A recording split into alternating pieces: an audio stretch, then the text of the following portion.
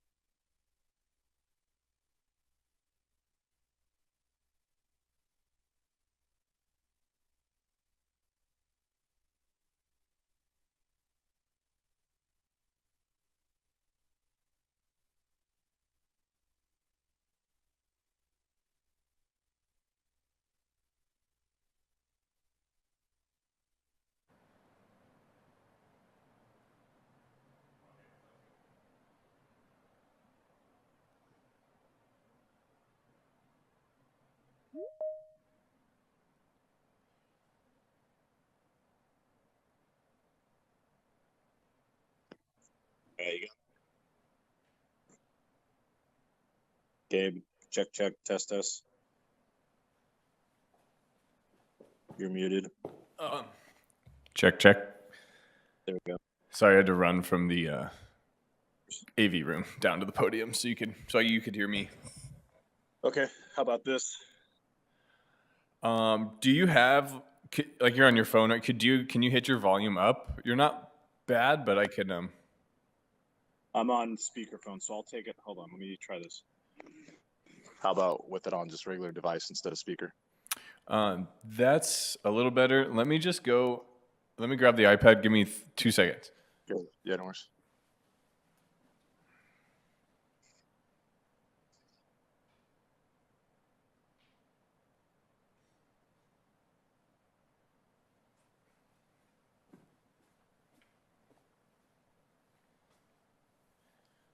All right, I bumped you up a little bit. Can you try again? Yeah, how about now? Yeah, that's much better. Hello. Okay. Do you want to try Yes, to I'm in kick back to your speaker so you can see the presentation stuff? Yeah. Yeah, because I'm in the gym right now, so there's going to be some background noise, but how about now? I'm on speaker. That sounds pretty good. Let me just. Okay. I can kick it if you want to see the presentation. I can share the screen, or you think you're good? Yeah, I'm good. As long as we're tracking. I'm just gonna have to have somebody bump it to the next slide, but Trevor said he'll do that. Yeah, if Trevor's there, or we can do that if you just say next slide. Whatever's easier. Yep. So. Yeah, I'll just say next slide. Yep. Sounds like a plan. Cool. Well, you sound good. Text So, Andy. yeah, just I'll join. text Andy. No, I'm doing both because we kind of left it ambiguous on the stats, but I'll let her know. Sounds like a plan. Cool. Thanks, Gabe. You got it. Thank you. See ya. Bye. All right, bye.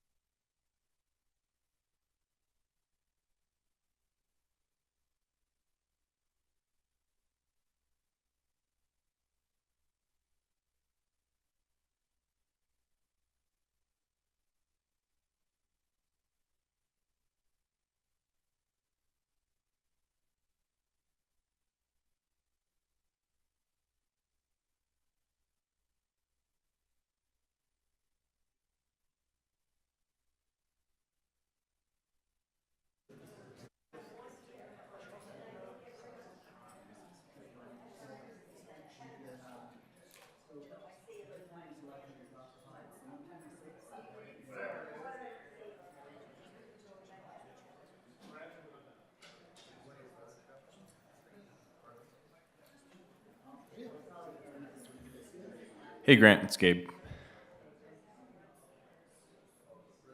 Hey, let me, you got me? Yeah, you're good. We can hear you. Can you see the screen? I can, yes, thank you. Okay, awesome. Thanks. So I'll mute it until I'm up. Perfect. Sounds good. Cool, thanks.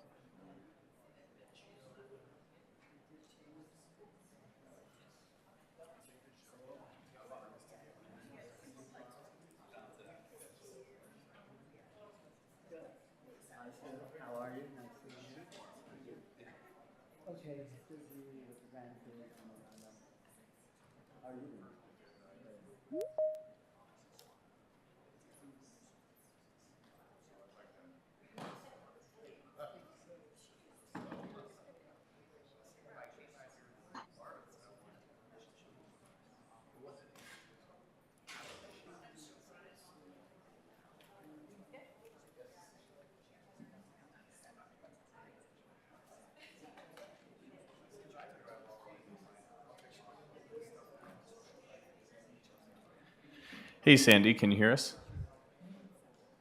Yes, I can.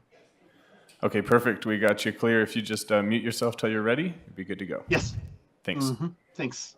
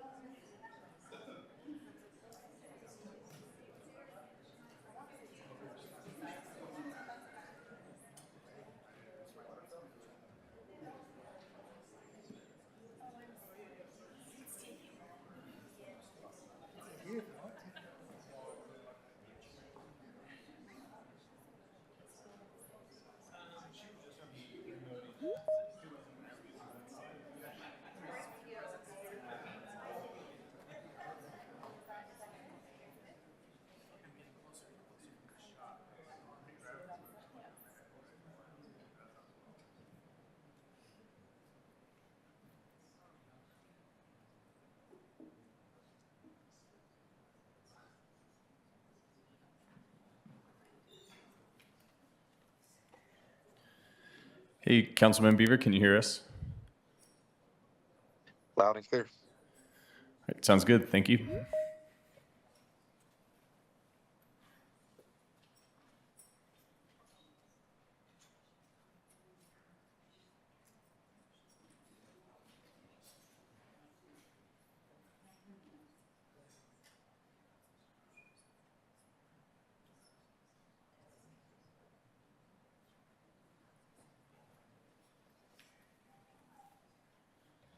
Hey, Jasmine, can you hear us?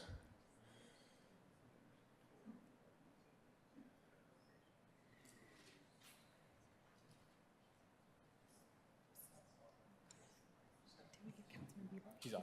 Yep. She's muted. Hey, Jasmine, you're muted. Could we just get a test for audio, please?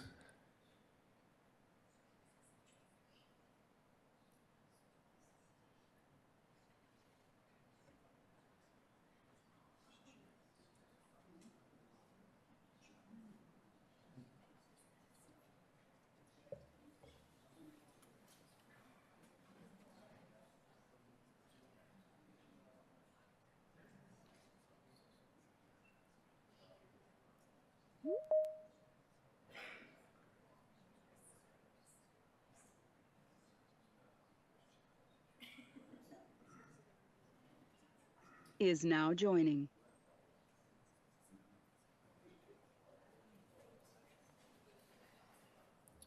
Hey, is that you, Jasmine? Can you hear us now? Yes, I can. Great. Coming through loud and clear. If you'll just mute yourself till you're ready, we're good to go.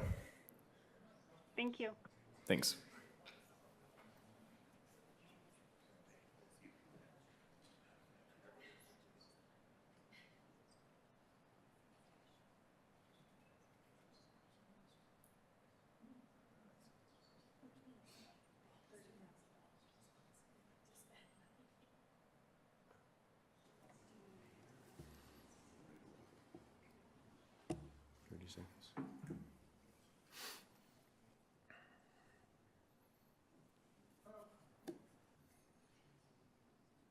Okay. Good evening, ladies and gentlemen. Call our normally scheduled city council meeting to order for August 25th, 2025. Current time is 6 p.m. We'll have Pastor Mike Frisch lead us in prayer, followed by our new captain doing the Pledge of Allegiance. Could I get everybody to please rise? Let's pray together. Heavenly Father, thank you for our city. Thank you for our leaders. God, I pray that tonight you would give them wisdom to know what to do and the courage to do it.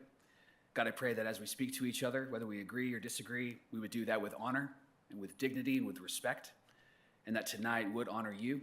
We're grateful, God, for where you've brought us, and we look forward to where you're going to lead us. And so lead us tonight. And thank you for the privilege of being here, and thank you for the opportunity that's in front of us. And it's in the name of Jesus we pray these things. In Jesus' name, amen.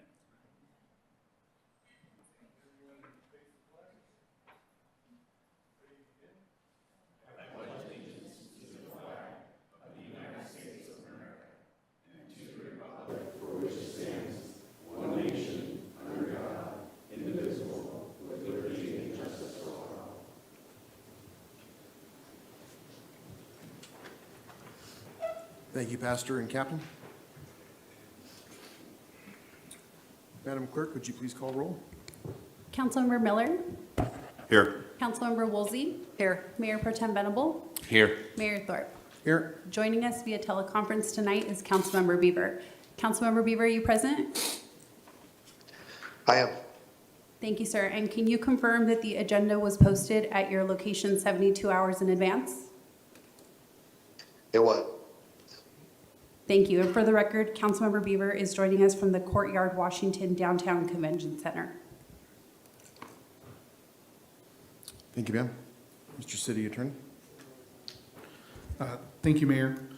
For the item of city manager recruitment, the city council interviewed executive search firms in closed session, and the city manager will be executing an agreement with HR Dynamics and Performance Management in an amount not to exceed $25,000. Thank you. Thank you, sir. Interim City Manager, any changes to the agenda? Mayor, there is one change to the urgency item regarding the fire code. We have an amended urgency ordinance that has been placed in the back and is available on the city's website. A copy has been given to all the council members. The short version is that we removed remodeling from one of the trigger requirements for the fire sprinklers. So now it is simply new mobile homes, manufactured homes, or relocated mobile homes and manufactured homes. We no longer have remodeling listed. Perfect, thanks, sir. With that, we'll move to our special presentations. We have our lieutenant in the Sheriff's Department.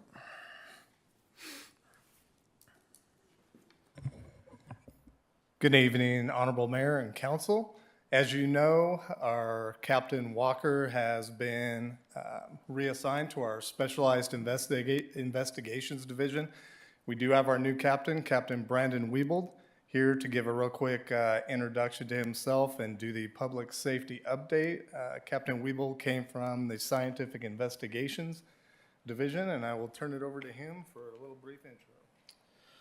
Good evening, Mayor and City Council. My name is Brandon Wiebold. I'm the newly assigned captain at the Yucaipa Station. I want to start by saying that I'm really excited to be here. Although this will be my first time assigned to the Yucaipa Station, it's not the first time that I've been involved with the station. My father was assigned here as a detective between 1995 and 2000, and I spent numerous hours with him at the station, which is where my interest in law enforcement began. I'm a lifelong resident of the surrounding area. I was raised in Grand Terrace, and I currently live in Beaumont. I have several friends and family that live in Yucaipa, and I've always enjoyed being here. I've heard nothing but great things about the personnel assigned to the station and the support that we receive from the community and city officials. I'm looking forward to picking up from where Captain Walker left off, however great that challenge may be. I say that because from what I've seen and been told, Captain Walker did a phenomenal job here. I'm also looking forward to building relationships with the city and the residents that we serve and working in a collaborative manner to ensure that Yucaipa continues to be one of the safest cities in California. Thank you. Thank you, sir. With that, we'd like to come down and join us in the front of the dais for a quick photo.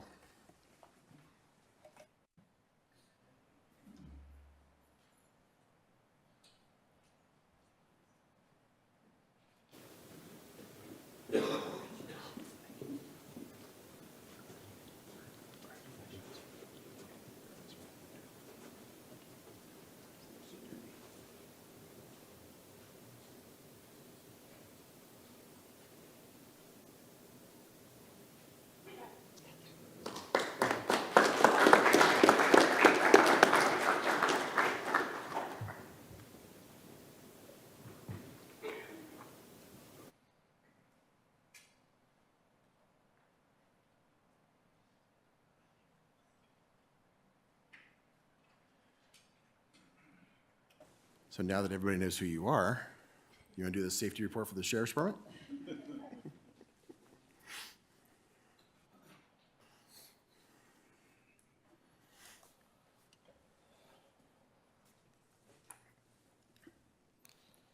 All right, so for the safety report for July of 2025, for calls for service, we had 3,659. Almost 500 more than the month of June. However, we maintained a 3-minute average response time to emergency calls. Peak call times continued to be Sunday through Tuesday afternoon. Part 1 crimes, we had 1 reported rape. Here it says 1 robbery, however, that's going to be a county issue.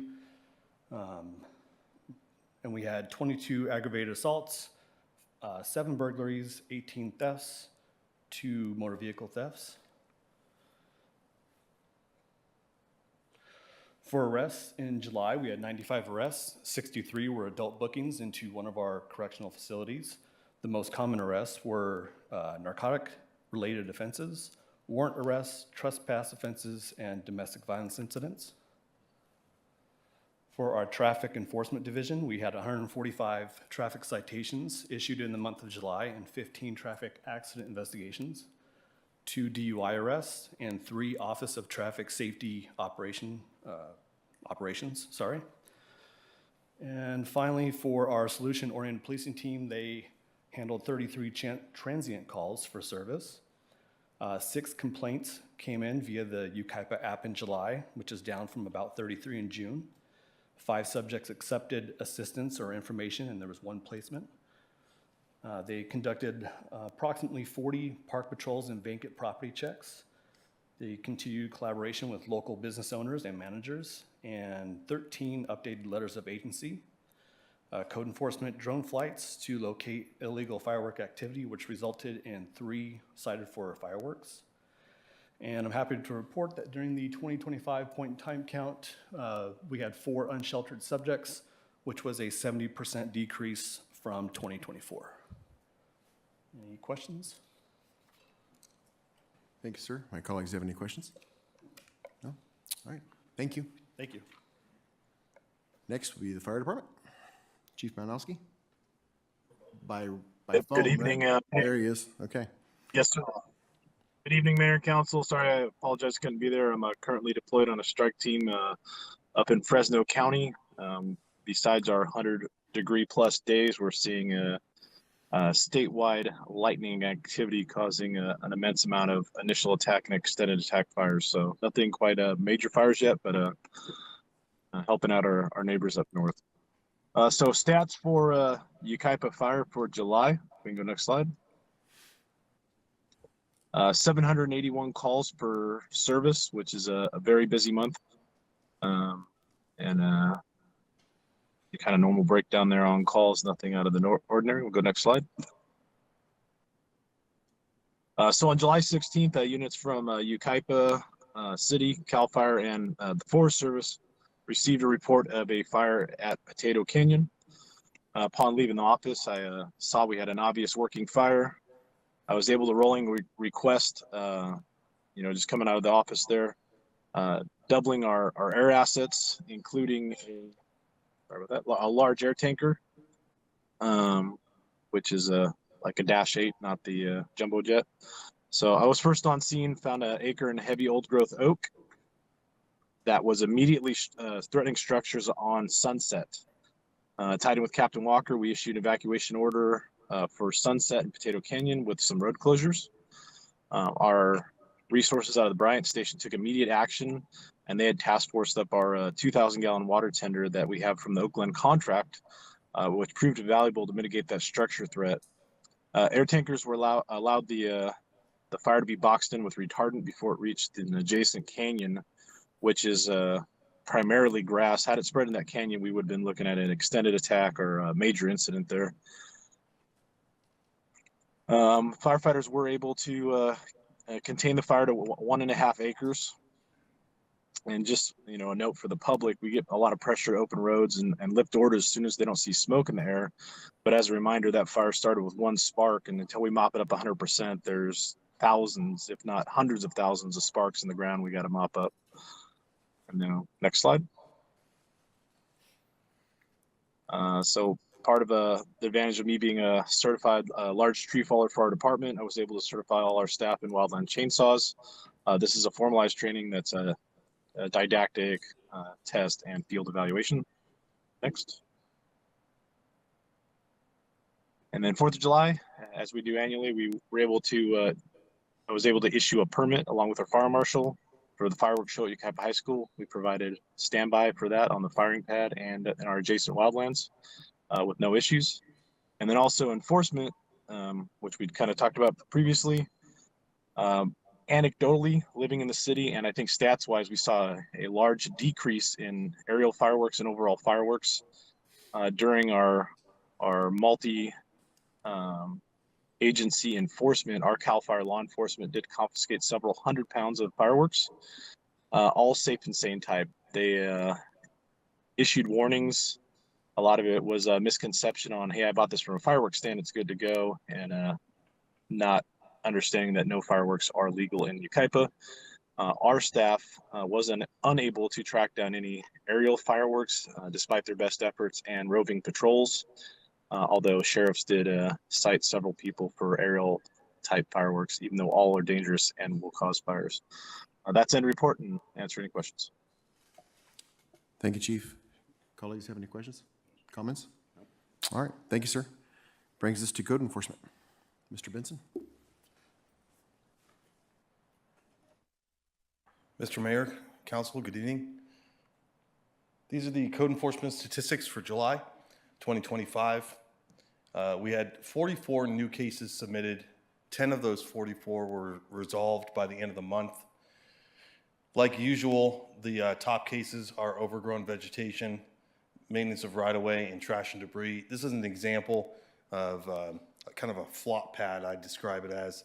It's a shed in an abandoned property or a rural property that some people kind of turned into like their little drug den. So we cleaned that up for them.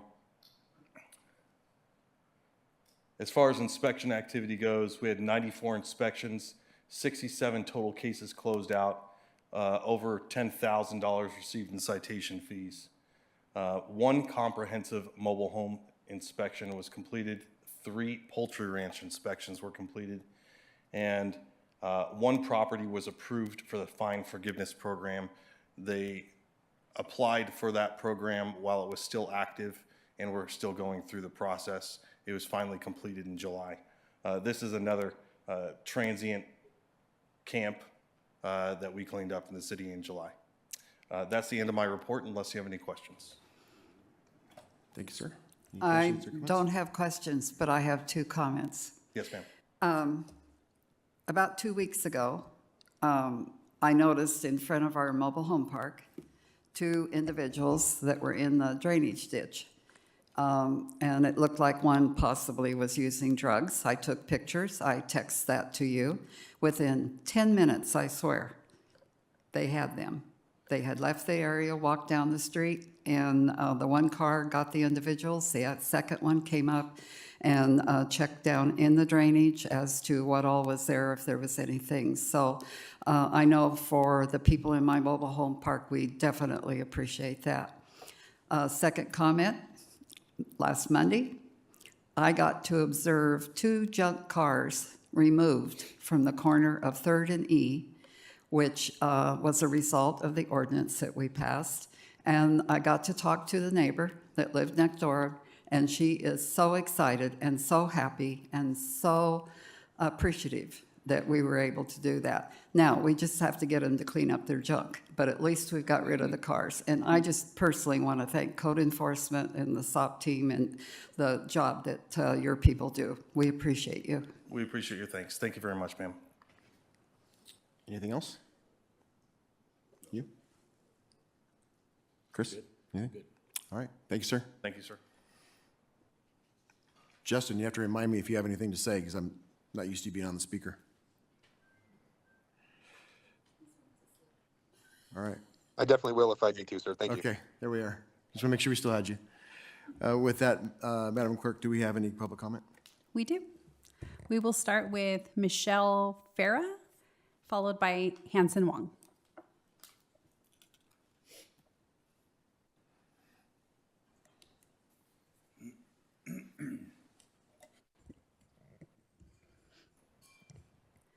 Just a quick reminder, you have 3 minutes to speak. Please state your name and address for the record.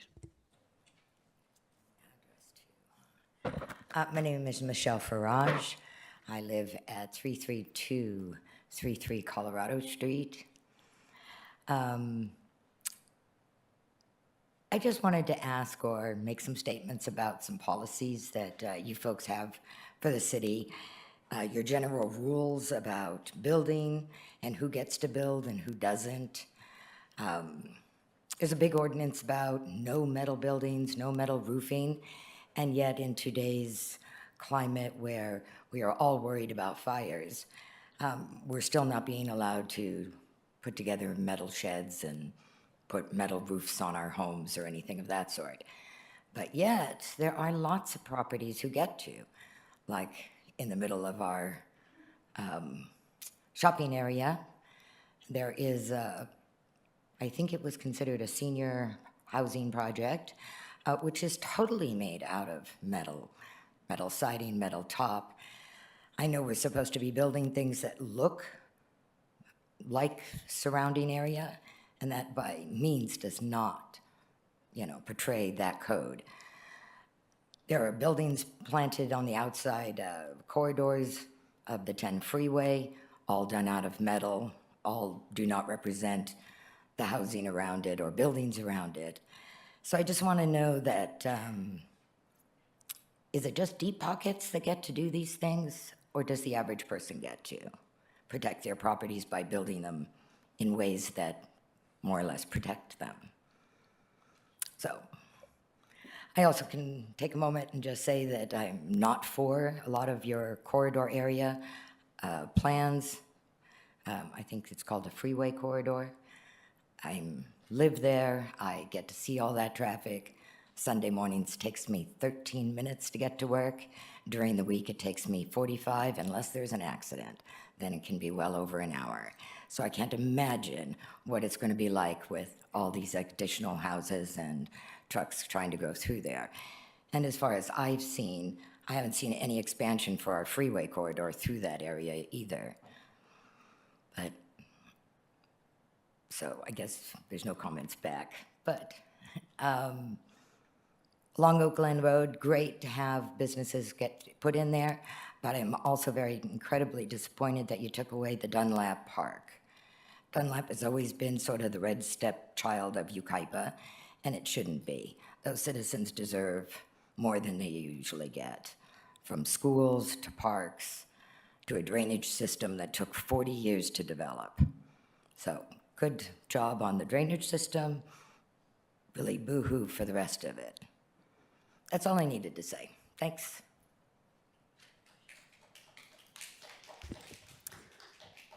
Next, we have Mark Westwood, followed by Rain Mendoza. At the conclusion of our meeting, could we have someone reach out to that last public speaker to kind of go over the code section? Thank you. Okay, I'm here to represent KQLH and do a quick follow-up on the fireworks. And I don't know whether you're aware or not, but KQLH has over 90,000 listeners a day now, 92.5, it's Yucaipa's radio station. And I got together with Judy Woolsey, and we were talking about animals and pets and fireworks, and we did 75 90-second announcements on KQLH 4 days prior to the 4th of July. So we just wanted to say that we're proud to have done that, and maybe we've helped a little bit on that. So thank you. Next, we have Rain Mendoza.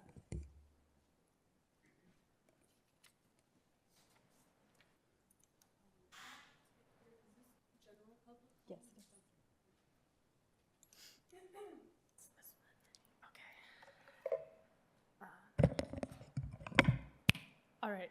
Hi, my name is Rain Mendoza, and I follow Representative Overnolte's newsletter, and I noticed that he came to Yucaipa and discussed with Mayor John Thorpe about key priorities for the city and how to continue working together. But I couldn't find online what exactly these key priorities were and such which way would be continuing working together. So if there's any way I can get that information, I would really like that. This is my concern because we are trying to develop in Yucaipa, and a lot of us are very open about our opinions in the way we want Yucaipa to grow. And so I don't know if or where Representative Overnolte's stance is, such as the per warehouses in Yucaipa and industry. That is all. I would just like more transparency with how our city government is communicating with the rest of government, especially how it pertains to us, because we live here. So that's it. Thank you. I have no more comments for general public. All right, thank you, ma'am. With that, this is the time for city council members to disclose if they have any conflicts of interest. Seeing, hearing none. Okay. Brings us to the consent agenda. Is there any items that council wants to pull or talk about? Yes, I would like to pull item 5. Okay, anybody else? Mr. Miller? Okay. With that, do I have a motion to accept items 1 through 4 and 6 through 8? Mr. Mayor, I'll approve, or make a motion to approve the items except for number 5, which we'll have for discussion. I'll second that. So we got a first and a second. Those in favor? Aye. Aye. Mayor, You know what? I'm so sorry. We Just got for- to do a roll call vote. I apologize. That's right. So, Councilmember Bieber, Yes.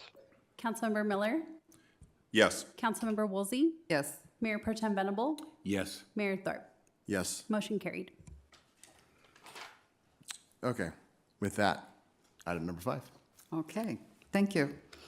A few questions that I have. First of all, does work have to be done on this project before the grant is applied for? Good evening, Mayor and council members. For this grant program, the only work that occurs after the grant is awarded is eligible for grant funding. So we would have to wait until the results of their review, and if the grant is approved, then we can begin the work. So we have to wait for the grant to be approved before the work can be done? Yes, correct. Okay, just trying to clarify here. Okay, I do have concerns about the grant anyway. You know, with the atmosphere that's going on between federal government and state government, I would think that grants will be very iffy for money to come to California. So that was my major concern about whether the work could be done first or not. Have we gotten any bids or anything on what this project is actually going to cost? Yes, we have. We did receive an estimate regarding the ball field lighting itself. I think it was $740,000 for the ball field lighting. Okay. And then for the landscaping is about $200,000 and $60,000 for the parking lot lighting. Okay. Now, also in here, it talks about the letter of intent for that 1 acre of land to be purchased, which will have to be sold to help pay for our share of the grant. Am I correct on that? Yes. Okay. What happens if that letter of intent would go away? If they change their mind or something, do we have anyone else interested in this property? Has it been advertised? The property has not been advertised since there's an exclusive negotiations agreement between the city and the other party. I believe it's Toscanos. So that is the only process that we've gone through to date. I believe that if the property is not sold, you know, under the terms and conditions of that exclusive negotiations agreement, then the city council would have the option to pursue that same type of agreement with another party.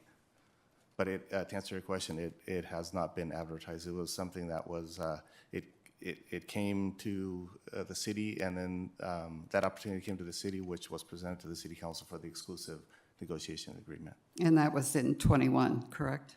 Yes. Yes, okay.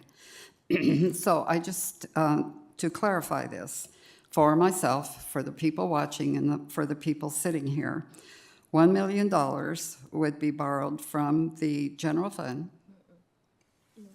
No, it would be from the DIF fund? It would be from the DIF fund where the project is. To put into the general fund?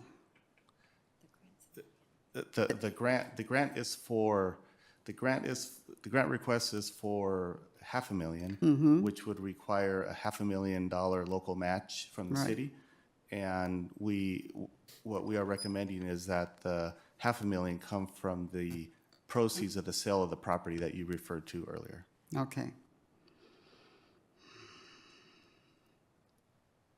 Okay, I just need to clarify this. The 1 million, we would be going after a grant for 1 million. No, we would be going, and we would be requesting $500,000. Okay, because the way I was reading it, you know, we would be requesting a $1 million grant, but we had to put up the $500,000 to show that we had that. We are requesting $1 million for a project of which the city will pay 50% and the grant will pay 50%. Okay, Phil's going to straighten me out here. Yeah, no, Fermin had it exactly correct. So the grant award is $500,000.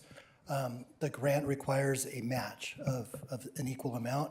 So the total project cost of $1 million is funded half with the grant and then half really through the Development Impact Fee Fund.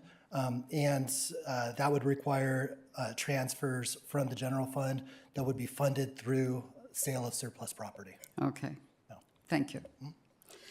I'm not against the ball fields, lighting the ball fields. It's very important, you know, that the kids have a place to safely play, and they could be used more than they are currently now. You know, actually, we could probably use more ball fields. We could use more facilities where our maybe younger, healthier, older children could play. We have a lot of problems now with e-bikes and bicycles and all this type of thing going on in the city because they have no place to ride. There's lots of trails, which is good for hiking and horse riding, but there's nothing for these kids. So, you know, we cut out a lot of services that people have complained about, and I think down the road, we need to take that into consideration also. Not just specialize like in ball fields. We need to look into providing more services for these kids. I'm not against the ball fields. I'm not really against this or for this. I need to do some thinking on this before we vote. Just to clarify too, this area of Yucaipa was previously owned by the Finkelstein family. And so any property that the city owns in that area that was originally donated to the city of Yucaipa, the revenues generated from the sale can only be used specifically in that area of the community. So I just wanted to make sure we weren't just picking always one spot, and it helps us complete the 13th Street Sports Complex. Right. And to clarify, the revenue will have to can only be used for recreational purposes. Okay, and once again, just to clarify, no construction will be done until the grant is awarded. Correct. Okay. Thank you. Councilmember Woosley, I appreciate your comments. And I'm glad to see we're going to be lighting some ball fields down there. I know the Youth League is going to love that. And I think that's been a plan for a while, is to upgrade them. And can you tell me what fields we're going to be upgrading? I think we had talked about it a little bit earlier. Yes, there are 4 fields at the facility, actually 3 Little League / softball fields, and then 1 smaller field, which is essentially just an infield, no outfield. So the 3 fields that are being proposed for lighting are the 3 larger fields, so not the smaller T-ball field. And these are the ball fields that are located on the west side of 13th Street at the adjacent to the skate park. Thank you. You know, and we have to remember, baseball is a wonderful brand in this town. Softball, baseball, and I think anything we can do to encourage that in the future is a good thing. And I know our youth leagues will be appreciative of that. So I hope we get the grant. No problem. Most of these grants are matching grants anyways. And obviously, this has been a historical thing that we're able to do. So I appreciate the work that staff has done on that to seek these grants. But I do appreciate Councilmember Woosley's comment, especially about, I agree with you on the e-bike issue, and now it seems to be mini bikes running up and down the road, so we'll chat about that with our new captain pretty soon, I'm sure. So thank you. Thank you, sir. Mayor Pro Tem? No, nothing for me. Councilman Beaver? I'll make a motion to approve the item. I'll second. Okay, I've got a first and a second. Those in favor? Aye. Aye. Mayor, Oh, I did it again. I'm so sorry. Just a reminder, every vote tonight has to be via roll call vote due to Councilman Beaver joining us via teleconference. Councilmember Beaver? Yes, and my apologies. Councilmember Miller? Aye. Councilmember Woolsey? Aye. Mayor Pro Tem Venable? Aye. Mayor Thorpe? Yes, aye. Motion carried. All right, thank you. That takes us to item number 9. Chief Malinowski. Yes, good evening again, Mayor and Council. So the item before you is bringing back the procurement of the command vehicle for the second staff battalion chief. We diligently worked on the recommendations from council, given the fact there was about a week of reflex time before having to turn in staff reports for this meeting. We did reach out to Bancor. We did get some informal quotes. With that amount of time, they were unable to provide us a formal quote. And the informal quotes, they gave us a range of $145,000 to $165,000, with an estimated purchase of $155,000, which was the same purchase that we had received on our estimates for an outright purchase. As we discussed, Phil and I discussed, there was also some other purchasing policy issues. So we didn't see an appreciable savings with this purchase. And since this vehicle was a one-off and they didn't have an existing contract, like state contract, DGS contract, Sourcewell contract, we were unable to piggyback. We would have to put this out to RFP with our spec, fly that, accept the bids, and then close it and award an RFP to a lender. And without an appreciable savings and with the additional lag time of that, we didn't see that as a good option for this.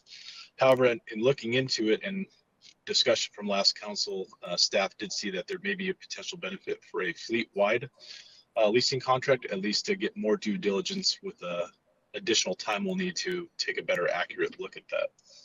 So the recommendation for you tonight was to approve the procurement of the vehicle with downtown Fort of Sacramento for a purchase price of $64,072. We would also come back to you for the command portion build on a separate agenda item on a future staff or future council meeting. And then we also provide direction to staff regarding a comprehensive lease strategy for the city's vehicle fleet, which I don't want to speak for Phil, but I believe would be more in time with bringing that back for our next city budget. That's what I have for you, and I'll answer any questions. Thank you, sir. My colleagues have any questions or comments? Nope, I'll make a motion. I'll second. All right, we have a first and a second, and with that, a roll call vote. Councilmember Bieber.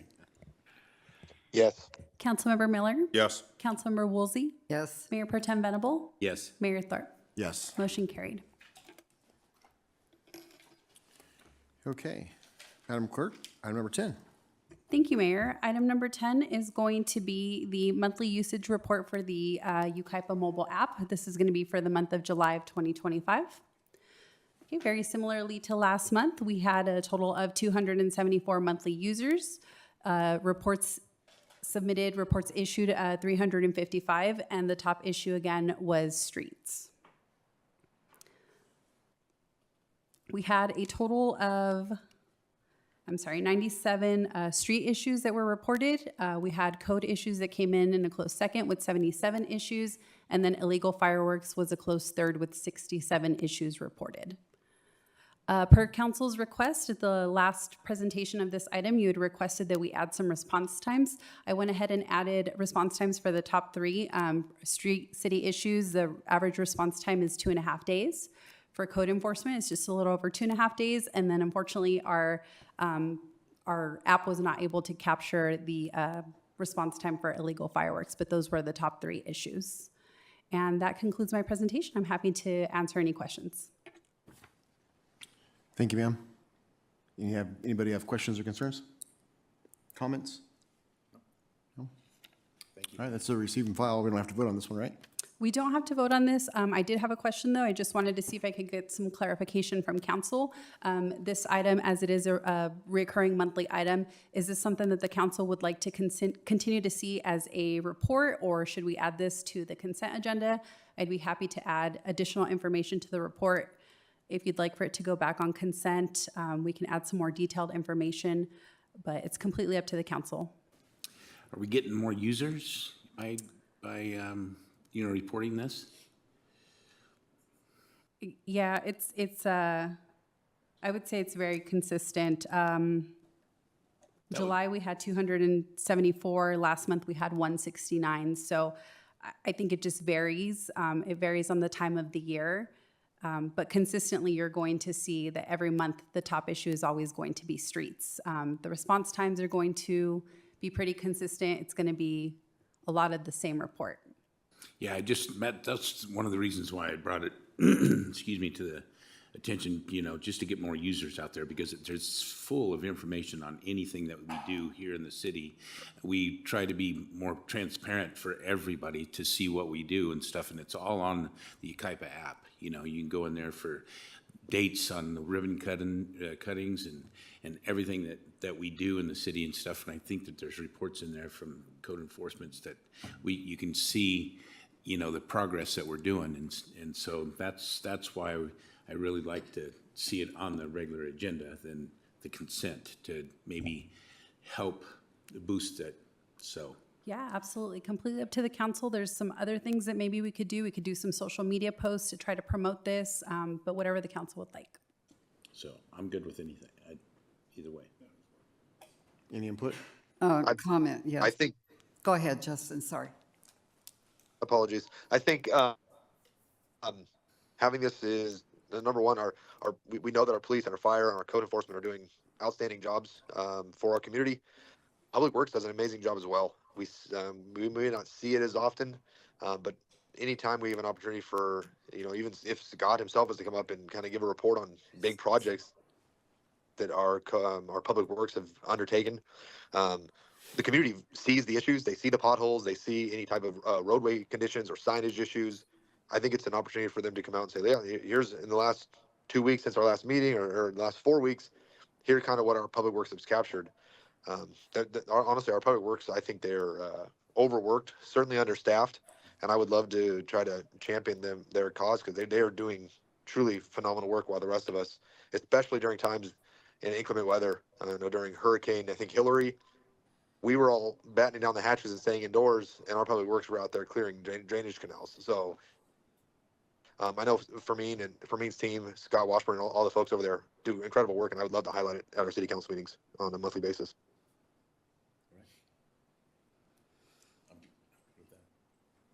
Do you want to vote on that? I have a comment. Go ahead. Okay. I've used the app myself to report a couple of complaints that I received, and I thought, I need to use the app to see how it works, so I can tell people it does work. Go ahead, please use it. However, and I did get good results. However, I did have a complaint from a builder last week that was extremely upset with it. He felt that it's very difficult to use. He was overcharged on a couple of things. So these are things that am I looking at the wrong thing? Yeah, there's a difference between the app where you can report Oh, the app and the homeless okay. issues, potholes, things like that. What he's Okay. talking about is our EP&L program. We do have resources, but if he needs assistance, please have him reach out to Ben or his team, or come into the counter and we will walk him through it. Okay, sorry, I got that mixed up, but it was a concern, and I did. No, I appreciate it. Yeah, okay, thank you. Councilman Miller, any concerns, questions? Do you need a motion and a vote on this then? I think if we're keeping it as is, then I think we're okay. Okay. Thank you. Yes, ma'am. With that, we're moving on to item number 11. Thank you, Mayor. Stephen Graham Pacifico, your city attorney. I'll be handling item number 11 and number 12. These are both municipal code updates. Item 11, ordinance number 463. We're looking at a sort of surgical strike, a small change to the definition of a responsible person under section 1.12.010. Now, this is a small change, but it's going to have a very big impact. If you look at the current definition of a responsible person, it means a property owner, a tenant, a person with a legal interest in real property, or a person in possession of real property. So those are the four categories of individual that code enforcement can hold responsible, that's why they're called the responsible person, for a violation of the city's municipal code. If you look at the updated ordinance, those four things that I just listed, those are 1, 2, 3, and 4 under the new ordinance. But we've also added a property manager or a management company with contractual or actual authority over the property. So if you contract with a property management company to maintain your property in the city of Yucaipa, and it is not maintained, the city can cite that property management company going forward.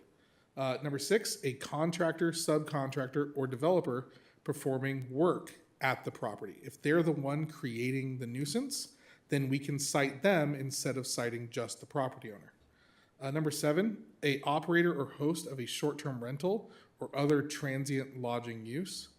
Number 8, a business operator or franchise conducting operations on the property. Number 9, a homeowners association or similar entity responsible for managing or maintaining common areas of the property. So if we have an HOA and they're failing to live up to their obligations to maintain property within the city, we can now issue citations to the HOA. And then lastly, number 10, and unfortunately, number 10 is one that happens way too often in this community and others, a family member, caretaker, or other occupant who exercises control over the use or condition of the property. So oftentimes what we've been seeing is we have maybe an elderly individual who is the owner, the legal owner of the property, but they have a younger relative, perhaps a son, perhaps just someone who lives with them, a caretaker, and that person actually exercises control over the property and is responsible for the condition of that property. And so we've encountered situations like that, and our option is to initiate an action or a citation against the elderly property owner when they're not actually the person who's responsible for it or can fix it. And so this gives us the ability to actually deal with the person responsible and who's capable of resolving it. The goal here is to put additional tools in the toolbox for our code enforcement to make sure that we are holding those individuals responsible who are actually creating the nuisances in our community. I'm happy to answer any questions the council may have about this change. Thank you, sir. Any questions, comments, concerns from my colleagues? Seeing, hearing none, do I have a motion? I'll move to approve. We got a first. I'll second.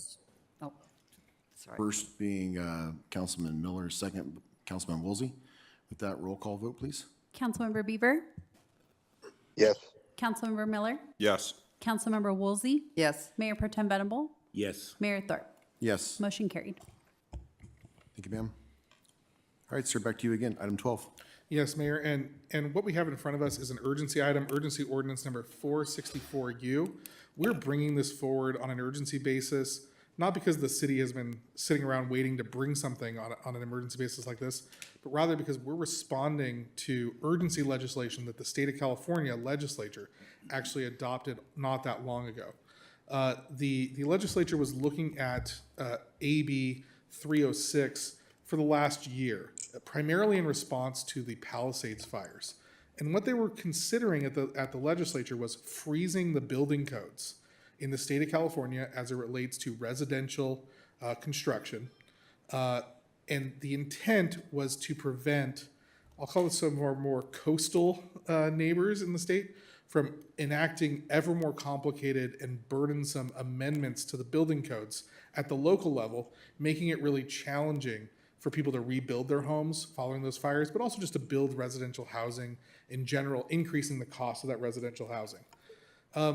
The legislature, instead of adopting AB 306 on regular order, which means it would probably be adopted right about now, and then signed into law by the governor, and it would go into effect in January, what the legislature did was they took the language from AB 306 and they put it into their budget bill, and they adopted it on an urgency basis back in June.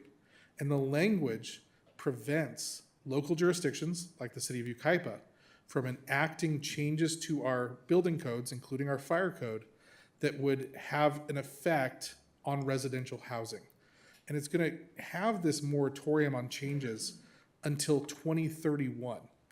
And so conversations that local jurisdictions like this have had are there important changes that we were planning on bringing forward in the triennial review later on this year that we need to get on the books now before September 1st so that it is essentially grandfathered in for the next 6 years? And after talking about it with staff, the one issue that we felt very strongly that we wanted to bring forward to the council for your consideration was whether newly constructed or relocated mobile homes and manufactured homes would be required to have fire sprinklers. Now, we don't control the design of the fire sprinkler systems. That's the state, that's through HCD. We control only the question of if. Does it need to have a fire sprinkler system? As it stands now, that requirement is not in our code. As many of you saw, we did have a recent fire at a mobile home community, I believe in Cal Mesa, that can show you just how quickly fire can spread in these communities. The original version that we had included new, relocated, and remodeled mobile homes, manufactured homes. After hearing some feedback from the community, from residents, from owners, and frankly a lot of questions that we acknowledged raised issues, we're recommending to remove the remodel language. So you have an amended version of the ordinance in front of you. It's been placed in the back. We've given it to interested parties. You know, we were getting questions like, if I change my carpet, do I need to put in fire sprinklers? And that really wasn't the issue that we were attempting to resolve. And you know, we don't want to disincentivize people from upgrading their existing units. We want to address when new ones are coming into the community and being relocated. So you have it in front of you. This is an urgency item. It does require a 4/5 vote. If it is to go effect, it will go into effect immediately. And this will preserve the city's ability to implement that fire sprinkler requirement. I would add that based on feedback that we received from the Building and Safety Department, we did add Section 2, subsection B, which also requires that newly constructed and relocated mobile homes and manufactured homes will be constructed using ignition-resistive materials and practices.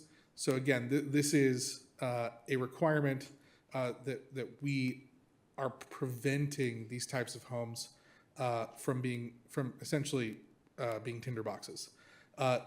These requirements are not unique to mobile homes and manufactured homes.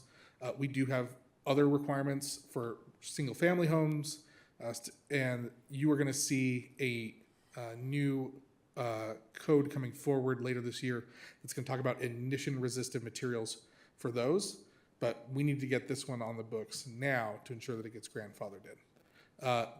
It's a policy question, though. It's ultimately up to the council, and if you want this to go into effect, we will need 4 affirmative votes. Happy to answer any questions you may have. Thank you, sir. With that, council have any questions or concerns, comments? I immediately jumped on this because I live in a mobile home, and I did meet with Jennifer this morning, and since then there's been these changes, so I had to kind of redo my thinking here a little bit, but it still involves mobile homes to a point. I guess my first question would be, will this affect all mobile home parks in the city when we bring in the newly constructed or those type of things? Or is it just the parks on the outskirts in the high fire security zone? So that's a really good question. So Section 2A affects all mobile homes throughout the entire community, and that's the fire sprinkler requirement. B only affects those in a high fire severity zone, and that's the requirement for the ignition-resistant materials. For the materials. Yes. But A would affect, is for the sprinklers? Yes. Okay. And again, it's only for new homes, most of which are already built with sprinklers anyway, or for relocated. That's the word, relocated, right? Yes. So you're bringing it into the community. Right. Okay, well, if you're relocating relocating mobiles into the parks, fire sprinklers are very expensive. And also, they require a lot of water. We've had this problem in our park with too much pressure. They require more pressure. So with too much pressure, then we have issues where our underground water pipes would spring a leak. And it would cost a lot of money to have to dig down and fix those issues. So, you know, that's a concern for me with the sprinklers, is the water pressure. And I don't know, you know, how that affects or how that works with the water district, but I think this is something that, needs to be taken into consideration. Can you clarify for me, where does a remodel permit come from? Does it come from the HDC? It'd come from HED, but again, we've removed the remodel You removed. trigger. Okay, so some of those. For that exact reason. Yeah, okay. So that takes care of that then. So, And then to your point about water pressure, mhm. I'm a lawyer, not an engineer. Right. Right? So grain of salt, Right. this way for better advice. But typically the resolution that I've seen to that is installation of pressure regulators on the system to keep the pressure under control. okay. Okay, I understand the pressure regulators because I am familiar with those. Even with like an RV, you use a pressure regulator. But I just am concerned about the pressure that could cause a lot of issues for parks. That's my concern right there. So I put the cart in front of the horse a little bit. We have a public comment on this, so let's hear that first before we go any further down the Great. line here with comments and concerns. Madam Clerk? We do have one public comment, Mr. Mark Westwood. Of course I dropped everything, right? Sorry about that. At least you can know I can still touch my knees. Okay, Mark Westwood, Chair of the Yucaipa Mobile Home Residents Association. I'm very happy and pleased that, we got together with a couple of council people, talked to people individually, talked with Jennifer Crawford, talked with Stephen Graham, and they've very much accommodated some of our worries. I'm here mostly for education tonight. There's a lot of misnomers that mobile homes are so much more flammable than regular stick-built homes, and I want to make the argument that they're not, and just give you some facts. Mobile homes in Yucaipa as of 2023, 2,270, but AI, which by the way, we had to use AI for a lot of this because this was an emergency ordinance, and a lot of what was happening, we had to get information wherever we can. So AI said there's 488 mobile homes in Yucaipa, probably outlying areas. Traditional built, non-manufactured stick homes as of 2023, 18,500. Number of mobile homes burned in Yucaipa since 1991, 6. So there's not a whole lot of mobile homes burning up. One was arson. A couple were accidental, and those mobile homes still stand. They were repaired. They didn't completely burn down. And I don't have the statistics on the other ones, but it's a relatively low number of traditional houses burned in Yucaipa in the same amount of time, 80. So if you go by that data, you would say that regular stick-built traditional homes are more flammable than mobile homes. But that's not also true. We understand and that. But we do know that it would be an awful burden to put in fire sprinkler systems. And of course, that we talked about that, about roofs, about different improvements, about conversions. We talked about a whole 9 yards. And we came up with this idea of taking out and striking, and they did. They struck remodeled mobile homes. But relocated mobile homes, if they had to relocate a mobile home for whatever reason, I found one quote that was $12,000, plus the pump and plus all that, just for the mobile home. And that also affects the park, too, because they're going to have to put in new piping as well, most of the time. So I'm glad that we came to this, especially for the mobile homes that are in level 1 danger zone, which has been identified in Yucaipa by the state fire marshal. And those are Las Casitas, Executive, El Dorado, Lakeview, and Fremont. Those were all mobile homes that would have been very drastically impacted by this possibly.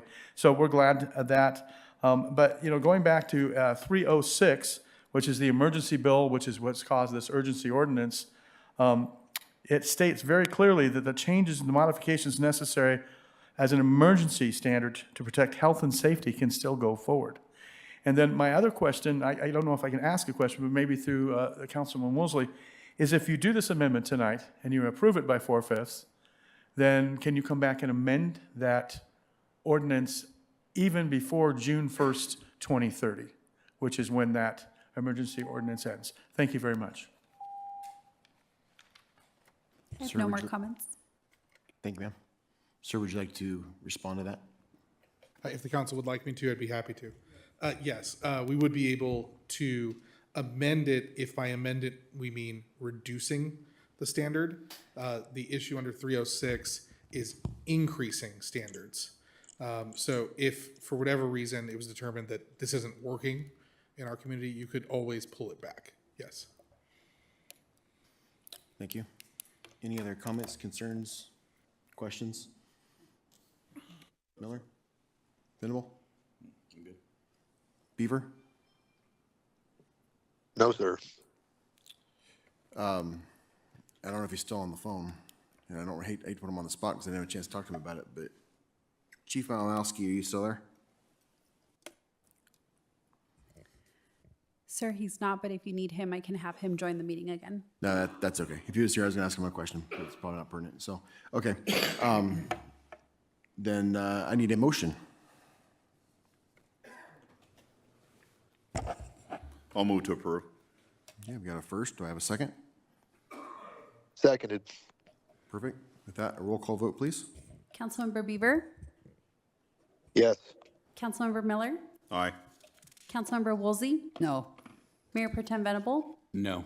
Mayor Thorpe. Yes. Motion failed.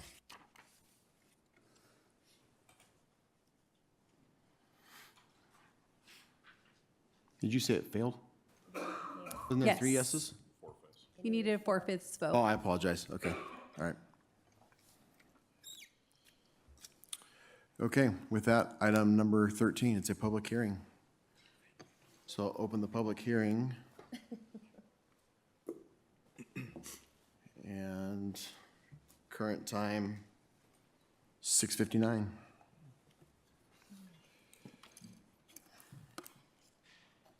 Good evening, Mayor and council members.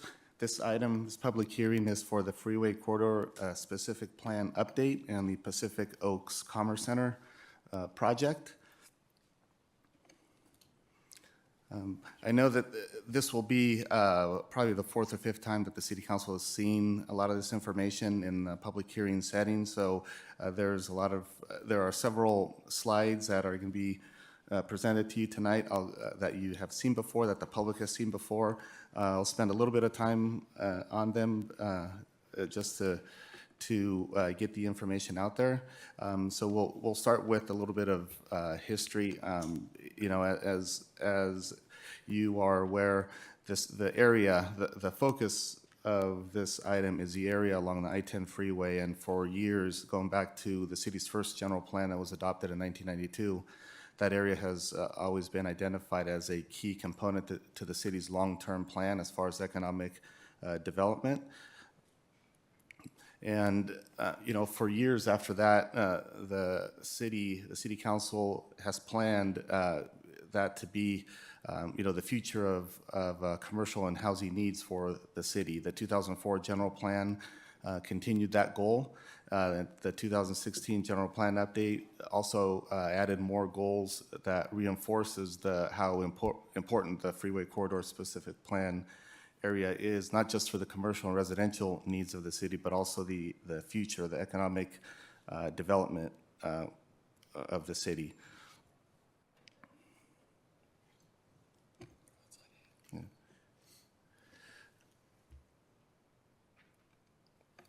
So again, just a little more history, back between 2005 and 2008, the City Council, they authorized the use of $750,000 in general funding, and that was to help facilitate the development in the Freeway Corridor Specific Plan area.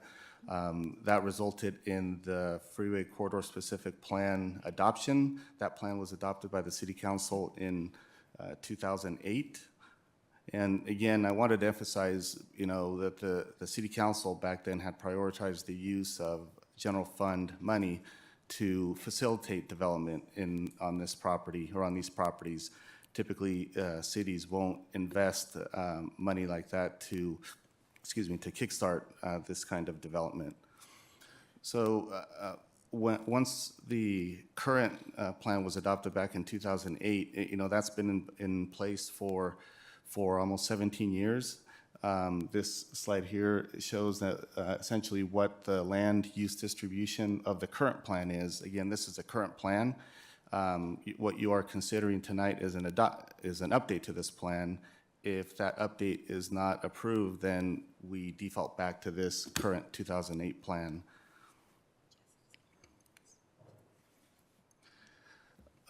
So the current 2008 plan, it includes the commercial areas as well as the open space areas and residential areas. One thing I wanted to point out is that on this plan, the commercial areas are in red. Currently, the warehouse use is allowed in these red areas. As you know, there's a warehouse that is currently being developed on the bottom right edge of the screen here in the southeast area off of County Line Road. So the warehouses are currently allowed in the red commercial zoned areas. There are some, what is not shown on this plan is the natural drainage courses. On this exhibit on the screen, we've overlaid those natural drainage courses in blue. As you can see, they do overlap with a lot of the not only open space area, but also the residential zoned area in yellow, and much of the commercial zoned area in red. And it's important to note this because, right now, currently, with the current plan, if a commercial or residential project is proposed on the land use on the properties that are shown on this plan, they would still have to go through a conditional use permit process and an environmental review process, which may also include permitting.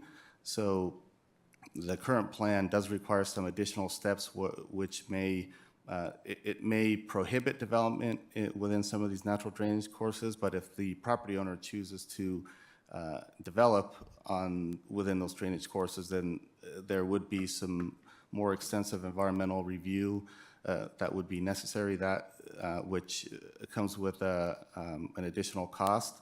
And in addition to that, there's the mitigation requirements that are required by the permitting agencies to be able to develop within these areas. So this exhibit here, it's important to note the overlay of these natural drainage courses over the current plan as it's adopted. So since the plan was adopted in 2008, there are some issues that we've found with the plan. Some of them are noted here on this slide. The high infrastructure costs. There have been some changes in the economic market between 2008 and today. This plan, it won't work with the city's current housing element and the RENA requirements with the new state housing laws. The business park and the regional commercial land uses are indistinguishable, and what I mean by that is right now it's not quite clear as to which retail uses and which business park or warehouse uses are allowed in each of those two the land uses. And then also the open space was supposed to be a natural area, and it didn't really recognize those sensitive environmental areas or those drainage areas that you saw on the previous slide. So once this was realized in 2021 and 2022, there were some goals that were set by the City Council. The goals related to an update to the plan. Those were important to note because the City Council at the time wanted to maintain the general goals and policies of the 2008 plan, but at the same time be consistent with the city's general plan, not just the current general plan, but some of the policies that were in the previous plan that evolved to the policies that are in place with the 2016 plan. Again, the current economic market, addressing the needs of the current economic market is also important. And then probably one of the most important things is providing the flexibility for the property owners moving forward. I mentioned that with the current plan, there's some additional environmental work and mitigation that is required in these drainage channels and sensitive environmental areas. Well, with the update, we wanted to provide more flexibility for the property owners to be able to do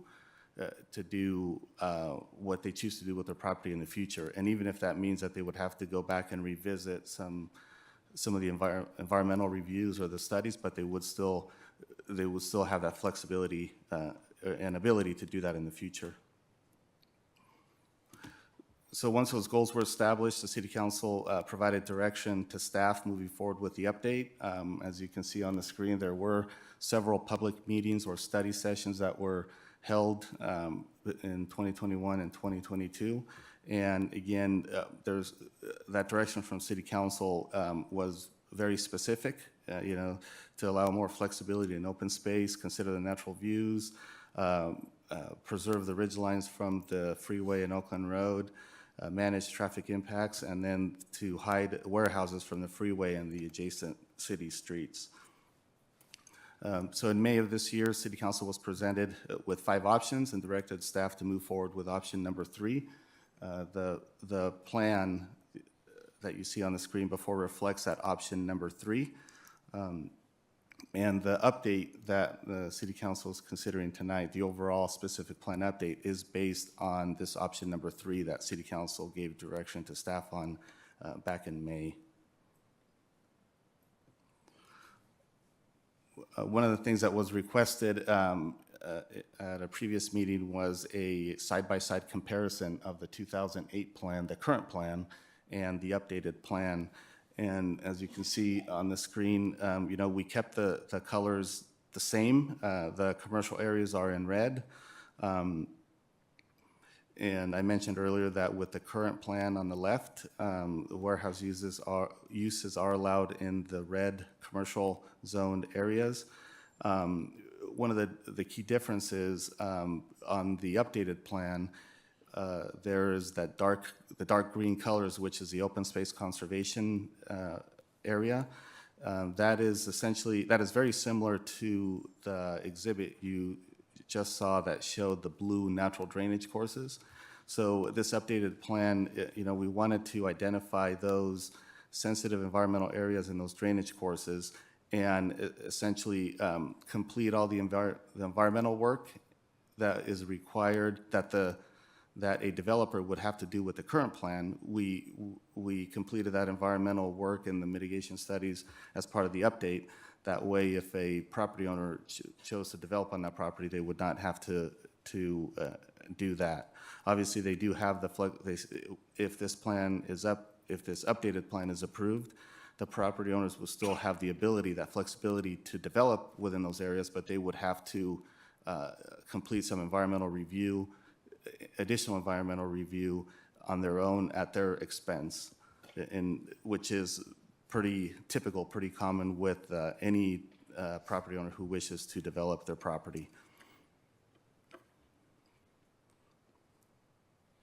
Again, with the updated plan, this slide here shows the number of residential units. The existing plan provides for 2,447 units. The proposed plan adds an additional 25 units.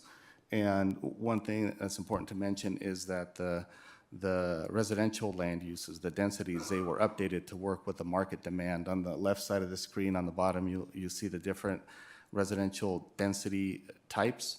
The R6 and the R12 land use, those were added to the updated plan for flexibility. Those two don't exist in the current plan. And again, those two were added to add flexibility and also to work with the current housing market demand. And the area in pink there where the pumpkin patch is, I wanted to know that is another land use that was added in the update, the agricultural tourism. And again, that was added after some conversations with pumpkin patch property owners and their operators. Again, this is to support their current pumpkin patch and also to allow for their flexibility in the future to continue to use that agricultural-based use with some commercial capabilities. So with the Freeway Corridor Specific Plan update, there are some, here are the results that come from the proposed update. You can see that there is some increased development potential for property owners, specifically to the Robinson-owned property. They do gain, they do gain an additional 600 housing units and 50% more commercial area with the updated plan. I mentioned earlier that there's more flexibility for the pumpkin patch compared to the current plan. And then it also allows for the mixed-use development in certain areas, primarily on the Robinson-owned property. Again, there's, the current market does look for those types of developments where you can have a mixed-use type of development. This updated plan also considers the sensitive environmental areas and the habitat and the permitting that's consistent with state law. I talked about that earlier with the development in these natural drainage courses. It reduces the infrastructure costs for the city, the property owners, and one important thing is that the updated plan does result in approximately 52% less traffic or less vehicle trips compared to the current plan. And again, keep in mind that this comparison is the 52% reduction is between the build out of the current plan and build out of the proposed plan. So not, we're not comparing that number. That number doesn't compare today's traffic.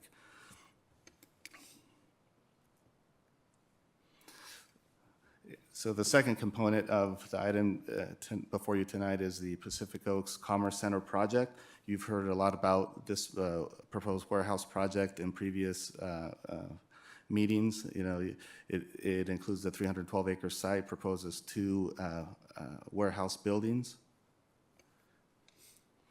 The access to this proposed commerce center will be off of Live Oak Canyon Road via a new road that is conditioned to be built and paid for by the developer. There is a future connection to the interchange to the east, the Wildwood interchange that is being proposed for the future.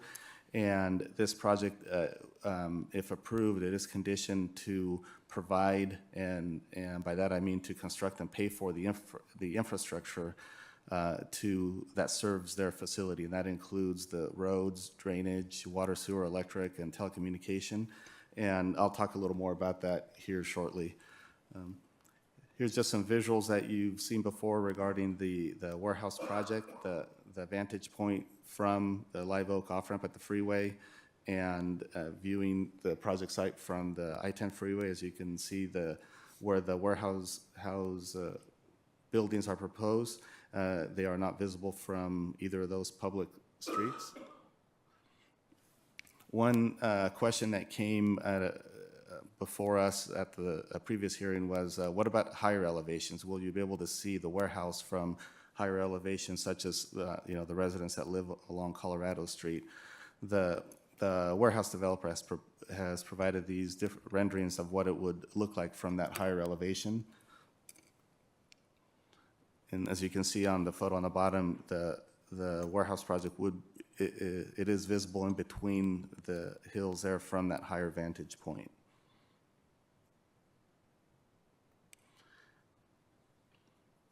The architectural review for the warehouse project did go before the Planning Commission and is also here before you tonight. You've seen some of these renderings. Some of these renderings are included in the package. This is one of the rendering that was shared with the City Council in a previous hearing. And again, there's additional renderings in the agenda packet for this item. And just a quick timeline on the supplemental environmental impact report for the updated plan, the freeway corridor specific plan, the update to that, as well as the proposed warehouse project. And again, it's important to consider that the supplemental environmental impact report, it only considers the impacts that are resulting between the changes in the current plan, the current adopted plan, and the proposed plan. So the EIR that was completed for the original plan in 2008 is the basis of this supplemental environmental impact report.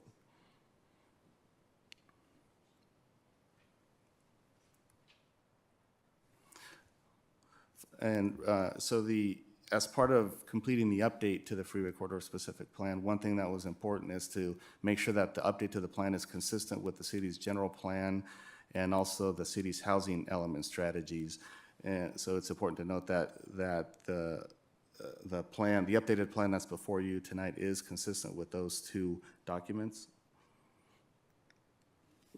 And so as I mentioned earlier, the information that I just covered, it has been presented to the city council in the past. I know that I'm trying to make it quick, but there's a lot of information that we have to share, and because this is a public hearing, this information needs to be presented. But so you've seen, the city council and the public has seen this information in the past, and I'm trying to summarize in a few minutes the information that is included in hundreds or maybe thousands of pages of the supplemental EIR and all the appendices, all the studies that have been completed.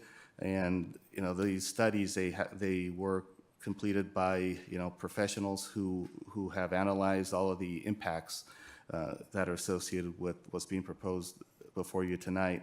And today I kind of want to take a little different approach, even though I've been talking for a long time, but I want to take a little different approach to hopefully provide some clarity and answer some questions that property owners and the public has had, or that they have presented over the last few meetings to staff as well as to the city council. And based on the concerns and those questions that have been presented by the public, we put together a list of frequently asked questions. And there were many questions that were asked. Some of them were asked, and because there's so much information, either we as staff didn't have an opportunity to we didn't have all the information in front of us to answer the question in a public hearing setting, but we went back, made a list of all those questions, and I'll go through some of those here real quick. One question, how much general fund money did the city spend to prepare the plan that is currently adopted and in place? How much money was spent back in 2008? I mentioned that earlier, that was approximately $750,000. Again, that was general fund money that was prioritized by the city council in 2005, 2007, 2008. And again, this was used to facilitate development. And again, typically, the cities will not spend general fund money on, or invest general fund money to facilitate development, complete environmental studies for a private development project. Another question, how much money has been spent over the last 3 years to update the 2008 plan? Right now, our current budget identifies approximately $1.5 million to update this plan. One thing that's different between this process and the process from 2005 to 2008 is that in this case, the warehouse developer that is proposing the project before you tonight, they signed an agreement with the city that the city council approved. Well, they will reimburse the city approximately $500,000 of that $1.5 million that is being spent for the EIR and this study. And if this plan is approved, as future projects come forward, they will also be conditioned to enter into an agreement with the city to pay their portion or their share of this $1.5 million. So what's different between now and 2008 is that the general fund is not going to spend as much money for this process as it did back in 2007, 2008. And again, this was based on the direction from City Council at the last meeting to move forward with option 3. I kind of covered this question or this topic earlier, but another question is, does the current 2008 plan require a CUP and environmental review to build a commercial or housing project? I mentioned earlier that the answer is yes. A conditional use permit is required along with an environmental review and permitting, and that, as you know, would be processed through the Planning Commission. Before I go any further, I know there are some, I didn't find the answers to some of these questions in the thousands of pages by myself. I did have Ben Matlock's efforts, so as we go through this, Ben will help me provide answers to some of these questions. Another question that came up, has the city staff met with the major property owners to discuss the update to the plan? The answer is yes.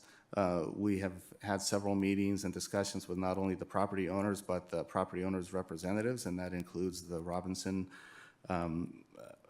family, the Palmers, Pumpkin Patch, Abraham Isa, South Mountain Water Company, and also the Barnett family that owns property on the at the southeast end of the project. Question, is the update to the plan and the proposed warehouse project a new quick fix for the city's financial situation? The answer is no, it is not a quick fix. And as I mentioned earlier, the Freeway Corridor Specific Plan area has always been identified as a future hub for commercial and retail and housing development. So this isn't something that was was meant to be a quick fix. This has been discussed going back to 1992 when the general plan, when the city's general plan was adopted, that identified this area as a commercial and retail and housing hub in the city. Why doesn't the updated plan include a road connection to the new project being proposed in Calamasa?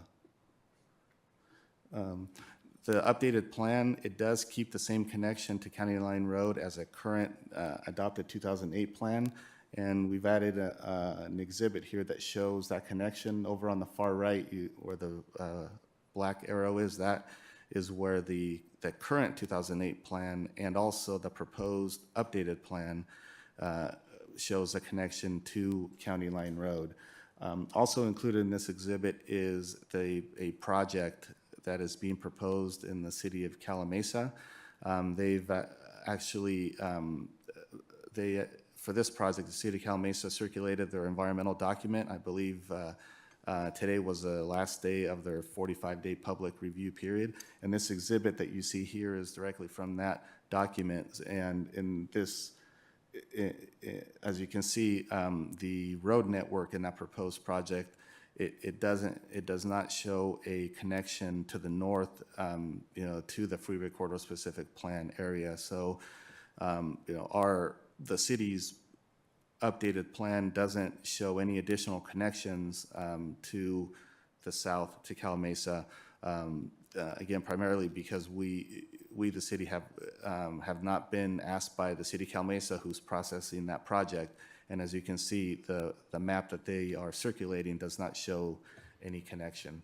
Yeah, if I may add, so their project is quite a bit bigger than ours as well in terms of housing, and then a lot more industrial.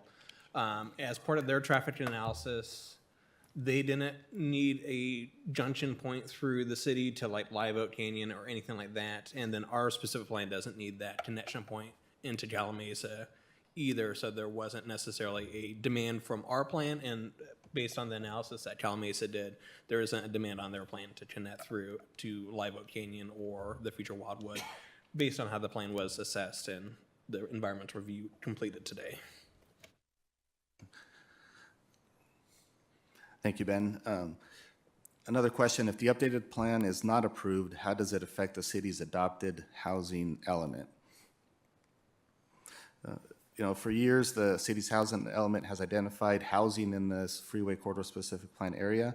And since 2008, as you know, that housing has not been developed. It has not come to fruition. So one of the things that will impact the city's housing element is that if the city is not able to show the state that we have made an effort to facilitate housing in this area, and by that I mean there's a plan that has been adopted, that was adopted in 2008 that identifies housing, but nothing has happened, and the city doesn't make any attempts to change the land use to meet the current market. If we can't show that we've made any changes, then that will essentially, the state can come down on the city and essentially force us to relocate the 2,447 units that are currently identified in the plan, to relocate those to other areas of the city.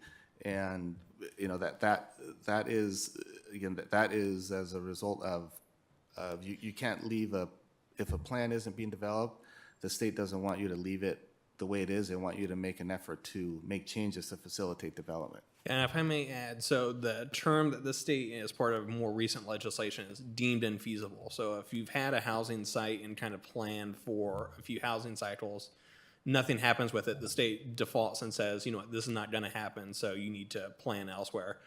The other challenge, though, is that pursuant to state law, we can't downzone the freeway corridor and get rid of the housing units either. So it means that the state won't count credit for the 2,400 units, so we'll have to make it up elsewhere, but we can't get rid of it here. So then we end up with a net increase of housing units planned. And so at some point, this could come to fruition, but now we've double dipped in terms of the total units in order to comply with state law.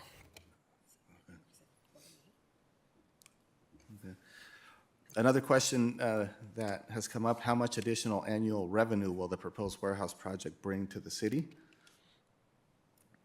This information is included in the staff report, and as you can see, the annual revenue as a result of property taxes and the property tax in lieu vehicle license fee is approximately $789,000. And I think it's important to note that the property tax revenue begins to occur immediately after the buildings are completed and the property is assessed by the county assessor, which can occur before a tenant occupies a building. Yeah.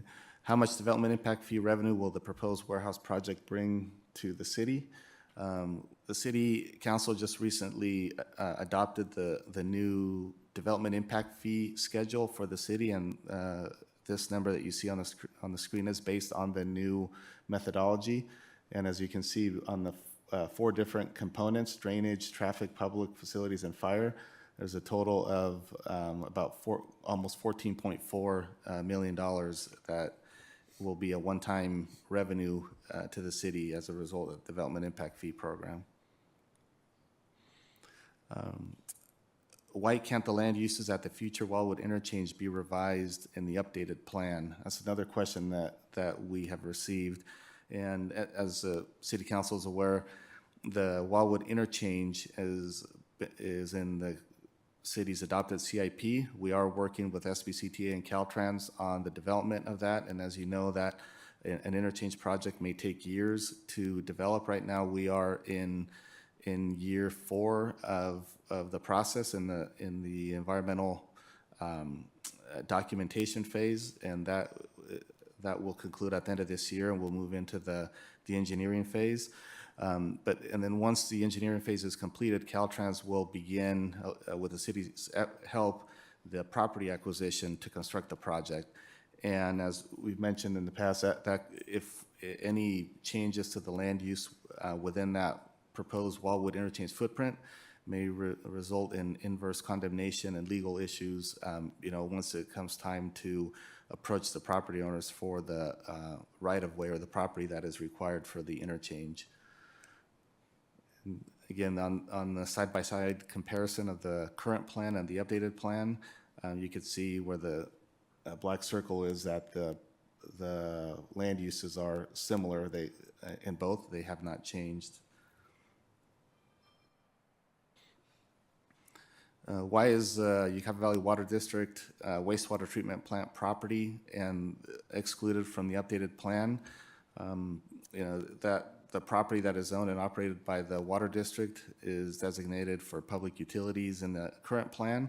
And since they process their own CEQA environmental review for the development on their properties, for that reason, their property was excluded from the updated plan. I also want to know, because of their operation is kind of independent from the specific plan, it isn't like it's a critical phasing of the rest of the plan development. So it operates completely independently. And so based upon that, it made more sense to keep them just as a standard review rather than having specific standards that really didn't offer any value to them or the city in the plan. And another question that we received a lot is, why are there 2 different types of open space or 2 different colors on the map, on the updated plan?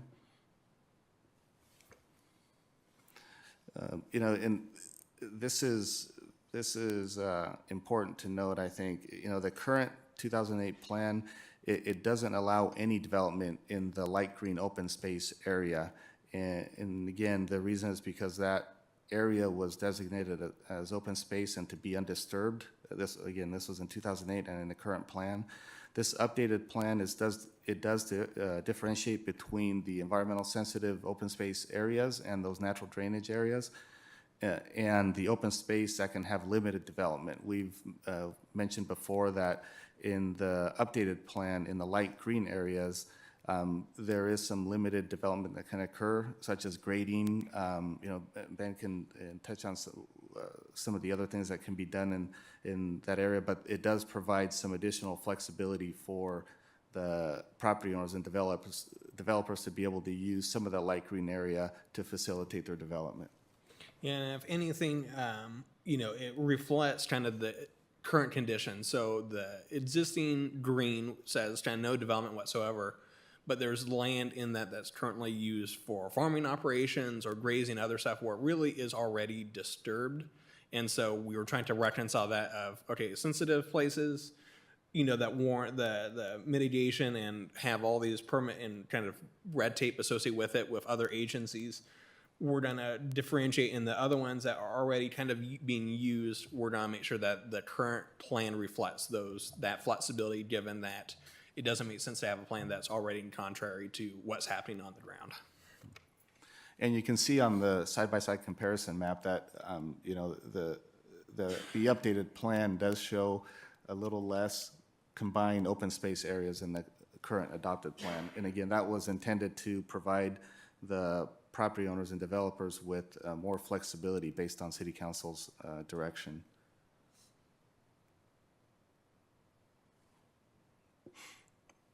Okay. Will the updated plan with the proposed warehouse project result in more traffic when compared to the existing plan? I mentioned earlier that the updated plan will result in 52% less traffic at build-out compared to the current adopted plan. And again, this is comparing build-out of the current plan and the updated plan, not based on differentiating between the undeveloped land in the future.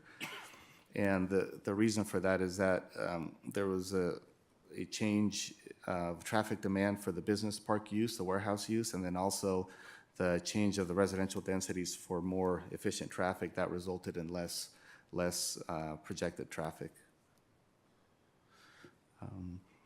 What will the $38 million that was mentioned by the warehouse developer at a previous meeting pay for? That was a good question that came up. And that the $38 million was mentioned right after the discussion of the water line.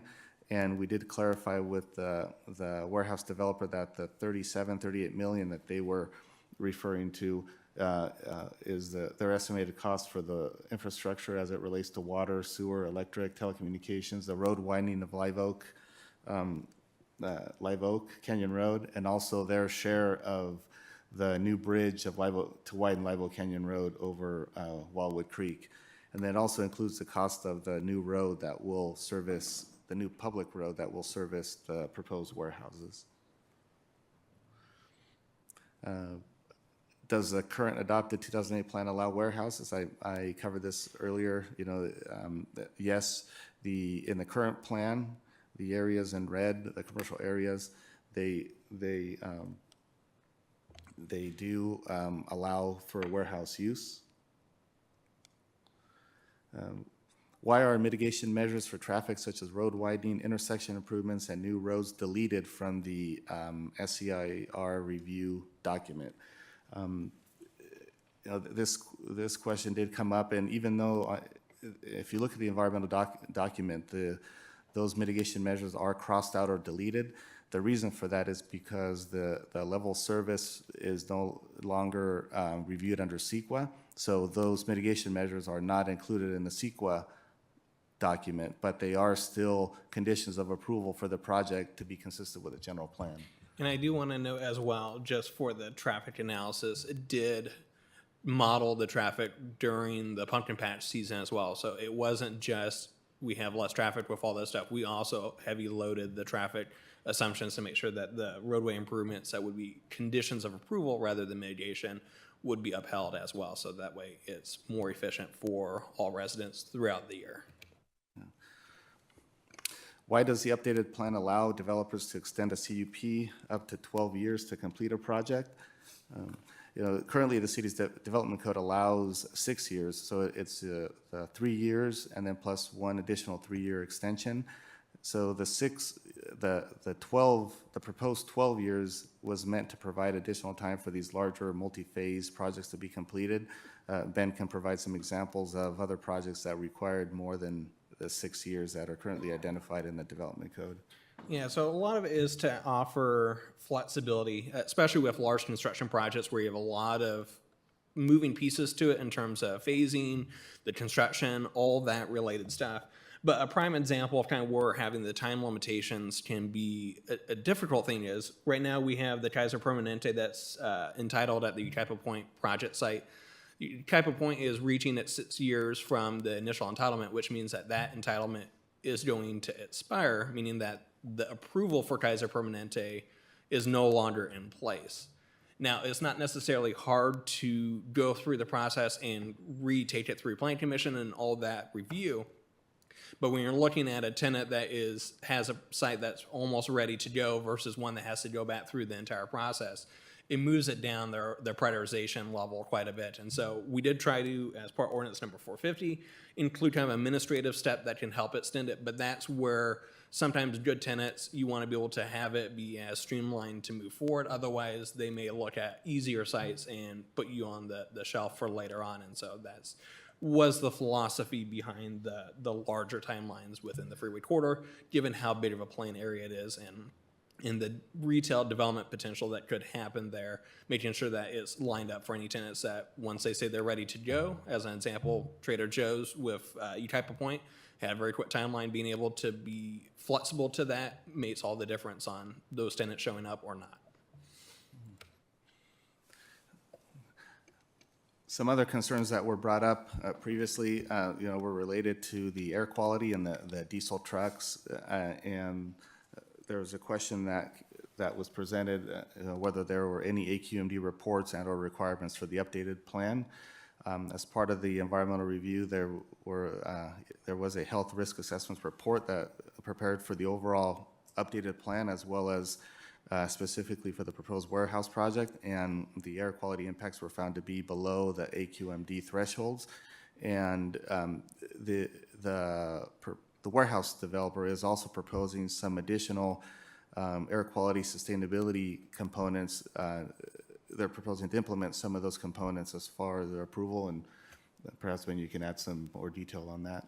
Yeah, so as part of the health risk assessment, one thing to note as well as we, again, took a more conservative approach. And so AQMD allows you to do shorter trip lengths for smaller trucks. And so when you model it, you're imagining kind of mid-size trucks, not the semi-trucks, delivering goods and everything like that, and their radius is pretty small. We took the more conservative approach and applied the longer one as if it was like a long haul kind of semi-truck. That way, the air quality emissions were essentially more heavily loaded in terms of the analysis to make sure we were more conservative. And so even with that, the health risk assessment was below the thresholds under AQMD. Okay, back to the questions related to the open space. The next question, if the plan is approved, will a property owner be able to develop within the proposed dark green open space conservation area in the future? I touched on this a little earlier. The answer is yes. The property owner will be able to use the information that was prepared for this environmental review, for the update. They will be able to use that information to complete the environmental review and permitting for the development that they wish to do within those open space conservation or dark green areas. And they would be able to do it, and it would be at their expense. They would have to process amendment to the plan through the city, but this plan does allow for that flexibility to be able to use the environmental review that has done, just so they can tailor everything for what they would like to do as far as development on their property. If the updated plan is approved, is it set in stone? Is it permanent? This is another question that we have received, do the property owners have the option to revise the land use on their property in the future? The answer to that is similar to the previous question. If the updated plan is approved, the property owners will have the option to process an application with the city to revise the change in land use on their property. Again, it'll be at their expense. This may include additional environmental review and permitting. And here, it's important to note that if this plan is approved and a developer, a property owner is wishing to develop the property and they're not going to develop, they're not proposing development within the dark green open space conservation areas, they do not need to complete any additional review or permitting, environmental permitting. They would have to get the building permits, but not as far as environmental review and permitting, they would not be required to do that.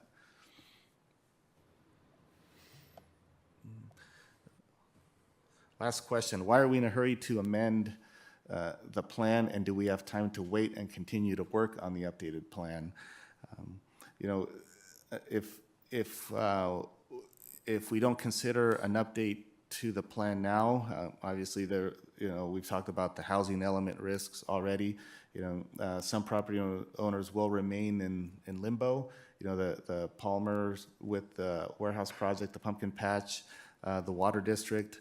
I mentioned earlier that the pumpkin patch, they will benefit from the update because a lot of the uses that they are currently wishing to or hoping to do, that they do have a conditional use permit, but some of the uses that they are currently doing, they would be able to do them with the plan without any further.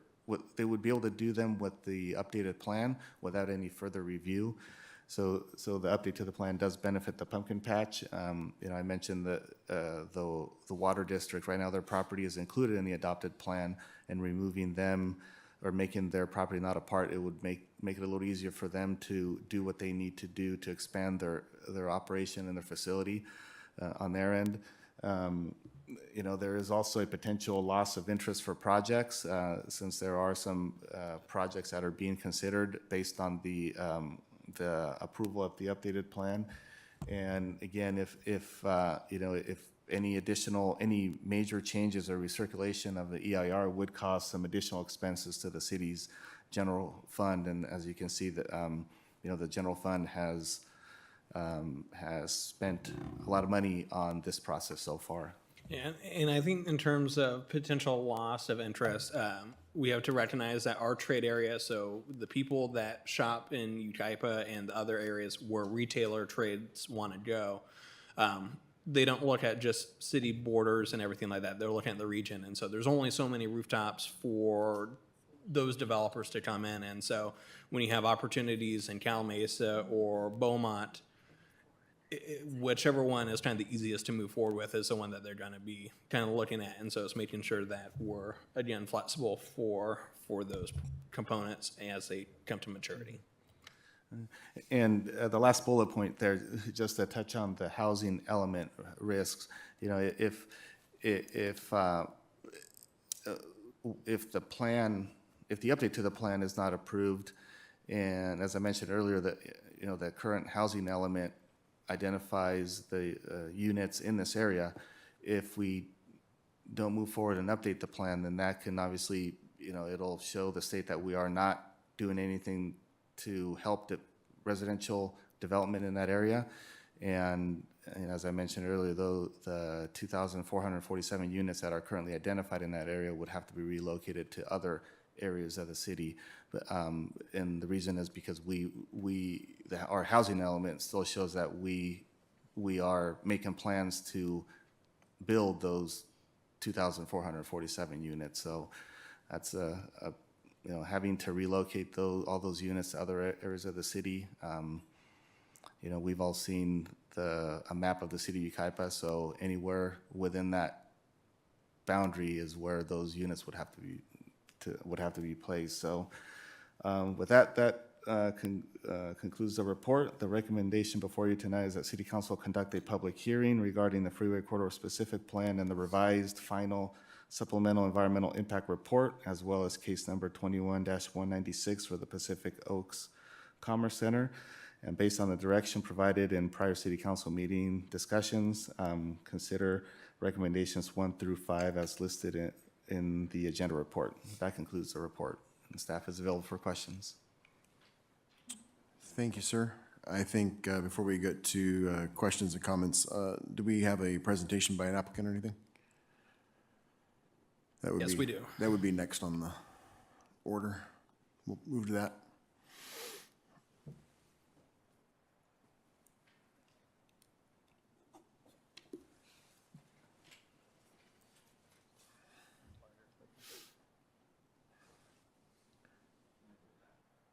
I think I know how to work this. Can you guys hear me? Okay. Good evening, council, Mayor Pro Tem, Mayor, and Councilman Beaver, wherever you may be over the airwaves. I appreciate, it was a great presentation with a lot of information for you guys to digest. Of course, I wanted to come up and present our project specifically. Some of it was already addressed in there, but it'll give us a chance to go through it. I'll try and be fast so that I don't waste your time. Nope. Oh, I was one off. Oh, that's 4. All right. My name is Dan Floriani. I'm the co-founder of Pacific Industrial. As you guys know, and most of the staff here knows, we've been working on this project for 4 years plus at this point. We, early on the stages, actually came and spent the time to meet with many stakeholders within the city of Yucaipa. You have a list here about obviously city council, city manager, utility providers in the area, the planning commissioners, the city staff, and more importantly, I would say even in some context, met with the property owners, environmental groups, and Caltrans, in order to make sure we're making informed decisions before we even put lines on a paper to propose anything. As a result of that, there were very obvious themes that came over the course of that, which is that Yucaipa really cherishes its rural vibe and atmosphere that you guys have here, that there was an emphasis, if we were to do a development here, that we needed to protect the specific corridors and ridgeways, and we understood that. And obviously there was a goal as the city in order to provide more jobs and benefits and revenue opportunities for the city. So with that information, we actually spent over a year designing a project within the context of what is a 300 plus acre property in order to do something that was unique in the context of what our expertise is. So we designed a project, and if you're not in our space, this might be too nuanced, but we designed a project that is really green leaning. It's actually very unique in the context of most developments in Southern California for what we specialize in. We focused on modern architecture, EV charging stations, solar-ready roofs. The circulation on these properties is actually the least understood in our industry and actually is cause of a lot of consternation throughout many communities which have many of these facilities jammed next to each other. And I understand that.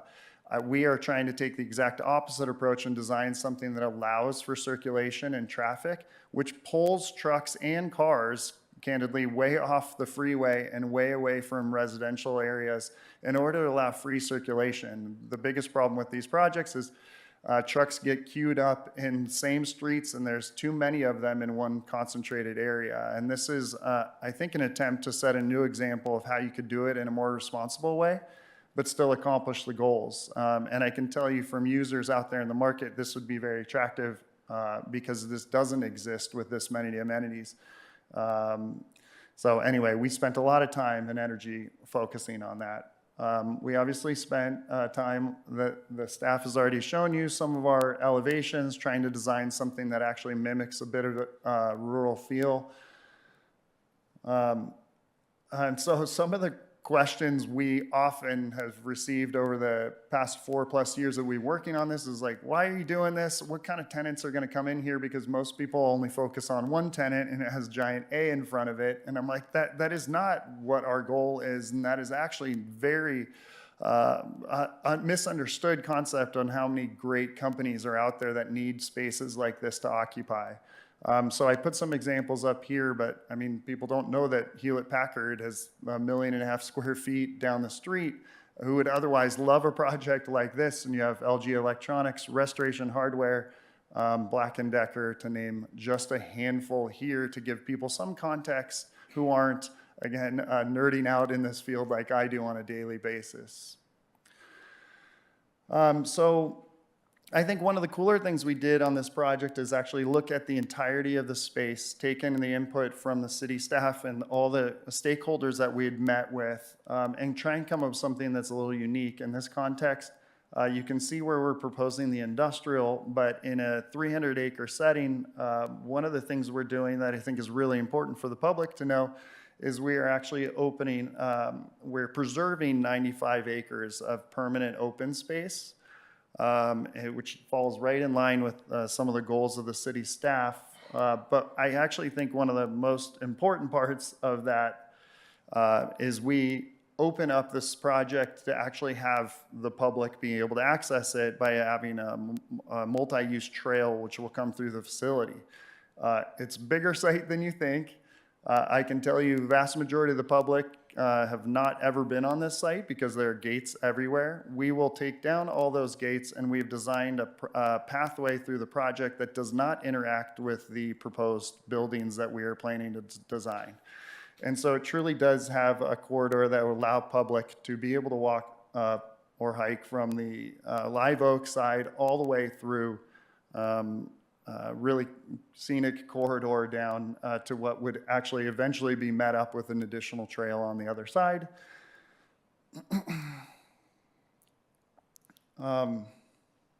So addressing some concerns about the community, I say this, like the #1 narrative we've heard here, and I've heard every time I've met with any of the residents and stakeholders in this area, is the traffic on Live Oak. And the traffic on Live Oak, the traffic on Live Oak. We get it. What we looked at and analyzed and did so hand in hand with the staff is trying to understand when the traffic's the absolute worst, which I think we all know the pumpkin patch is clearly during the holiday times. And so we specifically worked with everyone to make sure we're taking counts when the roads there are at their worst, and understand what that challenge is so that we can try and solve it.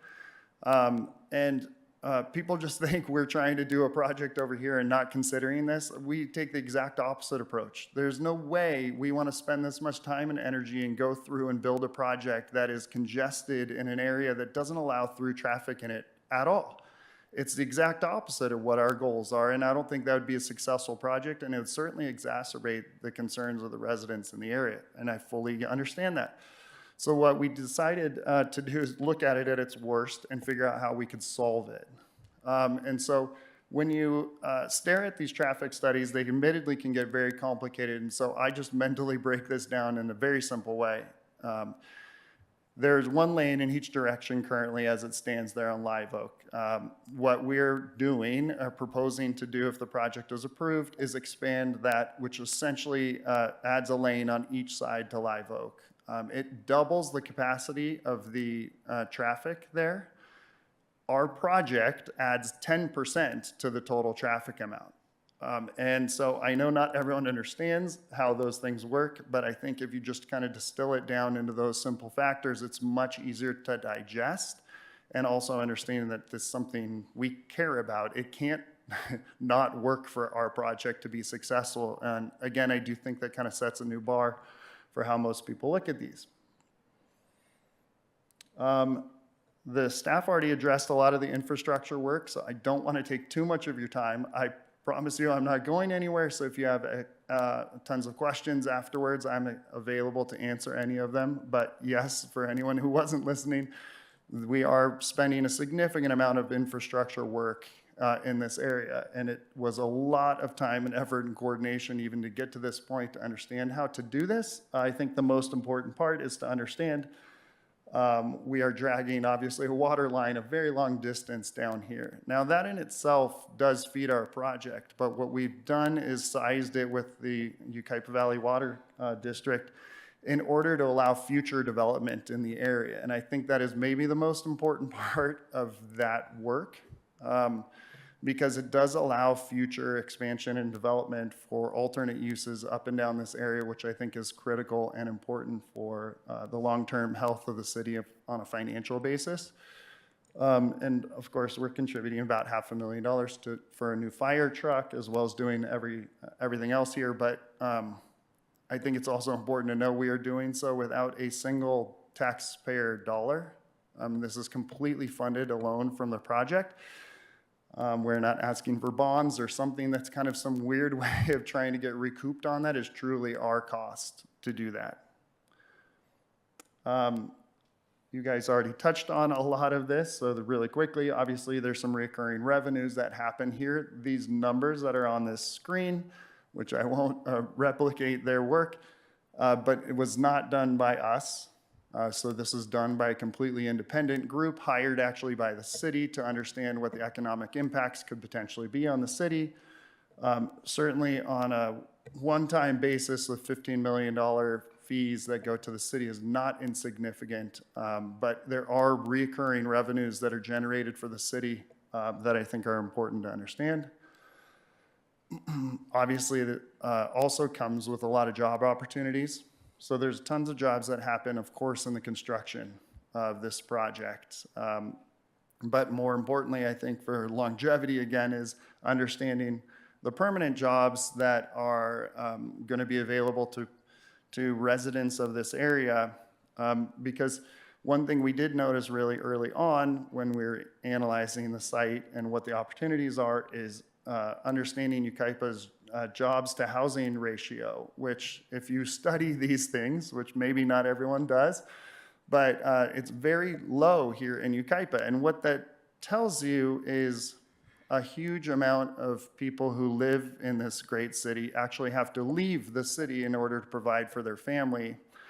There's a million different ways to try and solve that, but this is actually a big step towards that. I would say, just to echo some previous comments, but people tend to not understand actually the type of jobs that are available in a project like this. And so you really have a tiered level of amount of jobs that can happen here, from security all the way up to drivers to logistics managers who have master's degrees in understanding how this works. It is truly a wide spectrum of jobs that are offered.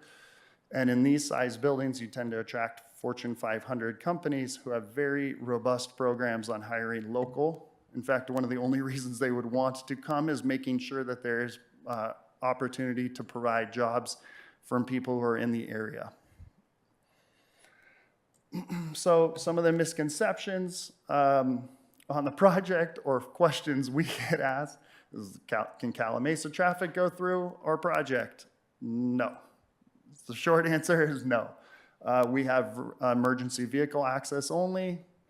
It's going to be a gated area, and so they won't be able to just have anyone come through there. Are we going to build these buildings that are going to sit vacant? Again, we wouldn't go through all this effort, time, and energy if we thought we were going to build a project that was not going to be attractive to companies that are looking for a project like this. So we can go into those details, but I think you would understand the alignment of interest there and me not wanting to go through this effort and have buildings that aren't doing what we think they're going to do. So we are very confident in it. Can the buildings be open before the infrastructure is complete? That was always a comment. It's like, we're somehow going to build these buildings and never come in and widen Live Oak.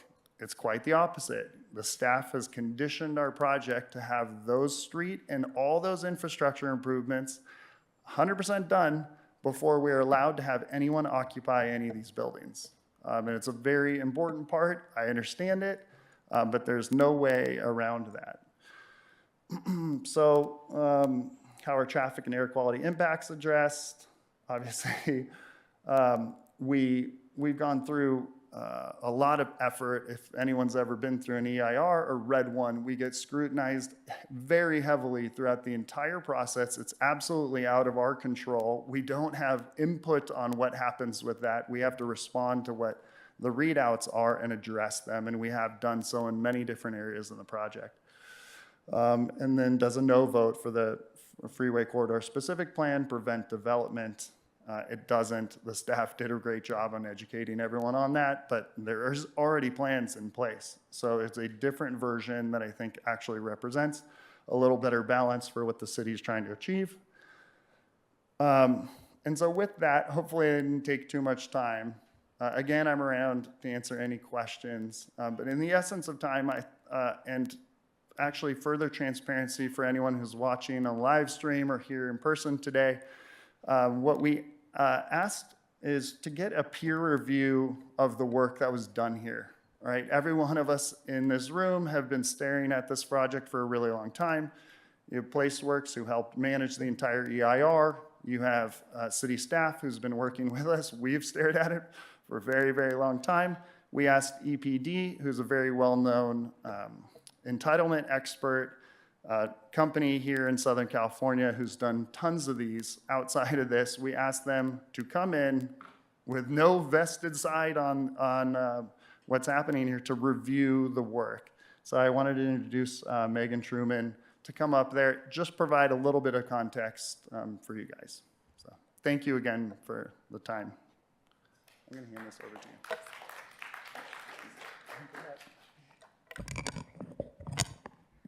Good evening, Mayor Pro Tem, members of the City Council. My name is Megan Truman with EPD Solutions. We were retained to peer review the draft environmental impact report as well as final environmental impact report prepared by the city's consultant. There are just a couple of items we wanted to highlight regarding the CEQA analysis that was prepared for this project. So there were quite a few conservative assumptions that were discussed earlier today and then within the EIR. Just to reiterate what city staff discussed earlier, as well as the project applicant, traffic counts were taken during peak season, during the pumpkin patch season, to ensure that the analysis reflects worst case scenario rather than a typical daily average use. So we really analyzed peak conditions here to provide for additional improvements to really ensure that there's better flow within this area once the project is developed. In addition, a very stringent health risk assessment was prepared. While the city was not required to do so, the EIR utilized a conservative threshold for the health risk assessment and still found that impacts would be less than significant with implementation of mitigation. This ensures a very conservative analysis of potential health risk impacts, which is not necessarily required by CEQA. In addition, the trailer parking lot parcel was analyzed as a standalone use, independent of the proposed buildings, which resulted in increased trips that were analyzed, which also then provides a conservative approach to traffic analysis, air quality analysis, and noise analysis. And then in addition, by applying all of these conservative assumptions, the city's analysis really goes above and beyond to ensure transparency of potential worst case scenarios. In addition, I wanted to highlight some of the sustainability measures, the mitigation measures that were adopted as part of this EIR and are included in the mitigation monitoring and reporting program for the project, as well as build out of the FCSP. These measures go above and beyond the typical mitigation measures that we see within environmental impact reports for these types of projects. There was cleaner construction equipment required. By requiring Tier 4 construction equipment, this will minimize emissions during construction significantly. In addition, the project is required to install EV parking spaces above and beyond Cal Green requirements, so they're actually installing Tier 2 requirements. And the project will be required to utilize zero emission off-road equipment, so forklifts, yard trucks, yard goats for daily business operations within the industrial portions. In addition, buildings will be constructed and designed to be all electric, not requiring any natural gas consumption. So electricity will be used for water heating, any mechanical system, and HVAC. Further, the EIR requires the restriction of non-essential diesel truck idling to a maximum of 2 minutes when state and local requirements allow for 5 minutes. So it reduces the idling that could occur with trucks. In addition, the EIR requires a mitigation to provide on-site electric truck charging stations sufficient to serve any domiciled electric trucks. So when electric trucks are utilized by any operator on the project site, there's also a requirement for that truck charging infrastructure. And that concludes the presentation. Thank you so much. Thank you. With that brings us to public comment.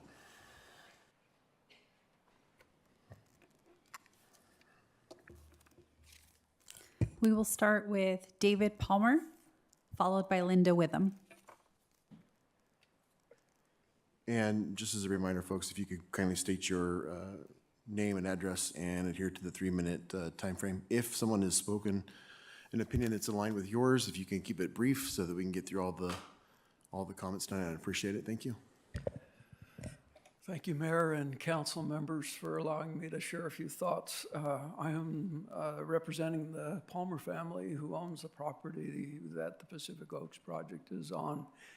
And we've been at that property for a long time. My grandfather and father bought that in the early 1950s. There was an article in the News Mirror stating that the Chapman family and the Palmer family were Orange County and LA developers going to come in and develop. It's taken a long time. We've been here and been working diligently at this, and we appreciate 4 decades of effort with the city and staff and all the effort to help make something happen on these properties. We know it's a hard thing to do, and we appreciate that. I started early with my father in the early years with the city incorporation and helped persuade the county to include these properties in the city and the frontage road to help increase revenue. And that took some effort, and I've been on many committees through decades with the city, from the redevelopment agency, which is now not existing, to economic advisory, county flood control. We worked extensively. One of the most significant problems we've had in trying numerous times with this property through residential developers, 6 through 3 different retail commercial developers, we always run in to the challenge of the infrastructure. It far exceeds the potential of the properties, even to the point of making the land valueless. And this project, the Pacific Oaks project, is the one project that is truly going to make an inroad on that development infrastructure issue, not only to serve its project, but to open it up. In the early 90s, my father and brother Greg, who was lead and grew that pumpkin patch, we tried extensively to formulate a plan for an environmental or agriculture and entertainment facility on where the pumpkin patch is, and couldn't overcome the infrastructure. This project opens that up for the new owners of that with water, sewer, and many infrastructure things. We thank you for the huge effort you do. I know it's hard and there's a lot of complex issues, and we appreciate your time, and we appreciate the staff for decades of work and on this project for many years. And we think this is good for the area. It is, the whole plan opens up an opportunity for something to happen there, which will be good. Thank you.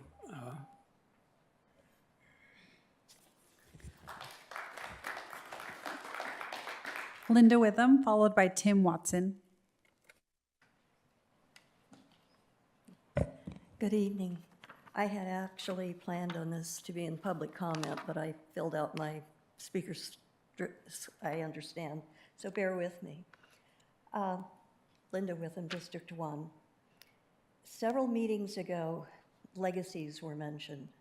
I was curious to what this council's legacy would be, so I've listed a few items to consider. First, you fired a longtime, well-loved, competent city manager installed without proper vetting, an inexperienced city manager whose main credentials appeared to be his close ties with developers because he was a friend.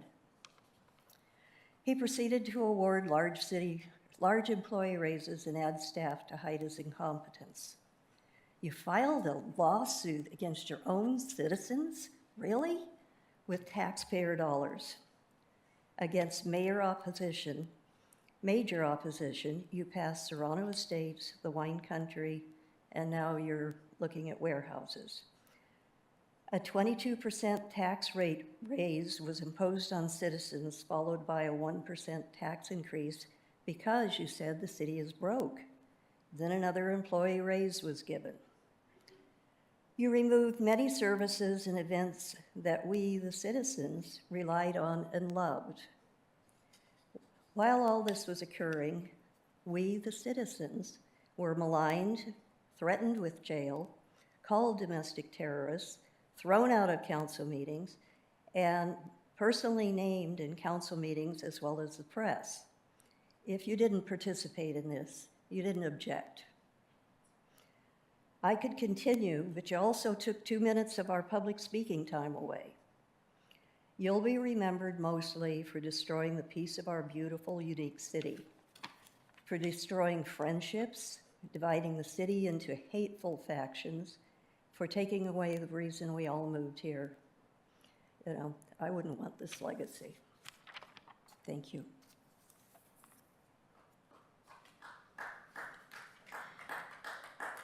Tim Watson, followed by Abraham Issa.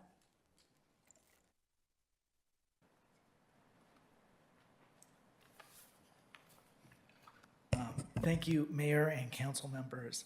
I'd like to speak to you from two perspectives, as a homeowner on a wildland edge and as a pediatrician caring for 550 Yucaipa children and 1,500 children in the surrounding areas. First, as a homeowner in the Oakmont area across the street from the Hernkt Aki Preserve, I know exactly what happens when you build in fire zones. My homeowner's insurance has been canceled 4 times, not because of anything I did, but simply because I live near wildland. I've spent tens of thousands of dollars fire hardening my home to keep coverage, replacing fire-resistant roof vents with even more fire-resistant roof vent versions.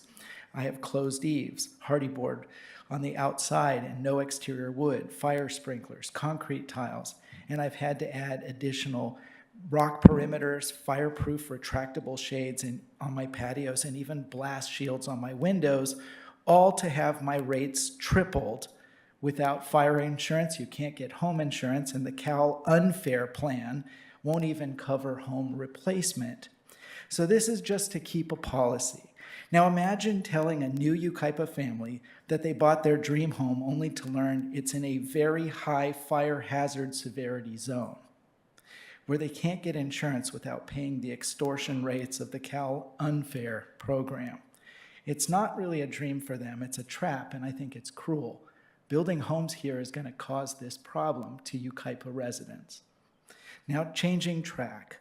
As a physician, I'm very concerned on the behalf of my patients of the fire and traffic danger in this area. So if you've been to the pumpkin patch on Live Oak Canyon and you know the gridlock, I drive this every day. And I really don't believe that this was properly analyzed. But if you really look at it, Live Oak Canyon dumps onto San Timoteo Canyon, which is 2 lanes. And then that's Redlands Boulevard, which is 2 lanes. That's how you get out to the 60 in Moreno Valley. And I've had 2 friends die on that road, Dr. Assad and Wesley Hunter. And what happened? A slow truck, exasperated drivers trying to pass the slow truck, and then the accident. I've had another doctor friend who was nearly killed on the same road.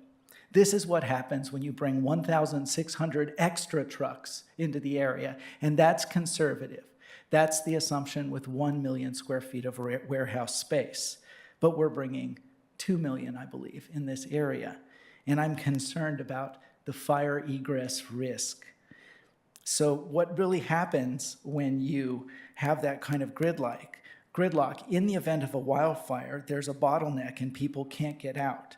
So for those individuals on city council who have firefighting backgrounds, I train paramedics for Ben Clark Training Center, and I respect what you do, but I'm baffled at any willingness to improve of anything with the fire egress risk like this.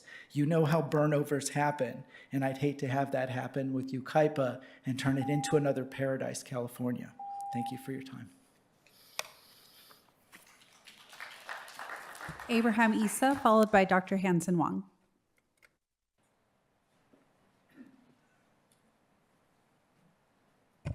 Good afternoon, Mayor, council members. My name is Abraham Issa. I reside at 32017 Live Oak Canyon Road as part of the project that's being considered in the ordinance. I really want to thank you for the opportunity to urge you to vote yes to this ordinance and not kick the can down the road anymore. This has been a really long-term project that's been thought through with a lot of great brains, a lot of great minds, a lot of hard effort on the staff. And like yourselves have looked at this project over and over and sent it back for reconsideration and answers for questions that weren't answered. The bottom line is you hold the key tonight to open up an amazing opportunity for all the citizens of Yucaipa, not just the property owners here. You're opening up a hurdle that was stuck for years, as you heard from previous property owners. The development is almost impossible. And the city's facing, let's face it, it's a budget issue that we're having. There's only two ways to solve a budget issue, right? You gotta either cut expenses or raise revenue. Cutting expenses, we've already tried that. And I think we've already heard complaints that there's not enough police officers, not enough firefighters. I don't think the city can operate any more efficient than it is. So we gotta look at the other side of the ledger, and that is raising revenue. Well, you could raise taxes, we did that, right, 1%. What did it get us? Out of fairness, it was known to be a Band-Aid to get us to where we are today.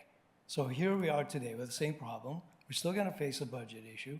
We're still, and the city will continue to face that budget because originally it was designed with commercial and industrial revenue to operate the entire city efficiently with a quality of life that residents really deserve. So it hasn't happened because of the infrastructure. So tonight is the right time. This ordinance is the right ordinance. And the biggest part of this is they have the best partner you can possibly have. It's the partner that's coming up with their own money to listen to the local residents, to listen to you, listen to the staff, to try to create a project that makes sense for everybody, way beyond the call of what other developers would do. I mean, who would move mountains to hide their buildings? I've never heard of any developer who's gonna do that. That expense to do that generates zero revenue for them. They're doing that out of just respect to the residents and respect to the environment that we have. You have the best partner, you have the right ordinance, and you have the right time. I urge you to please vote yes to this. Thank you. Hanson Wong, followed by Louis Lopez.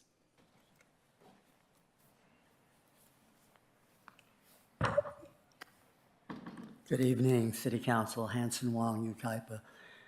So there's a couple of things I have concern about. One is the fact that you're combining two things that have different issues in some sense. You're combining the rezoning in option 3 with the property that the Palmer's own and the warehouse. And Pacific Oaks has done a lot to mitigate some of the concerns of the citizens as well as the comments from other people. But the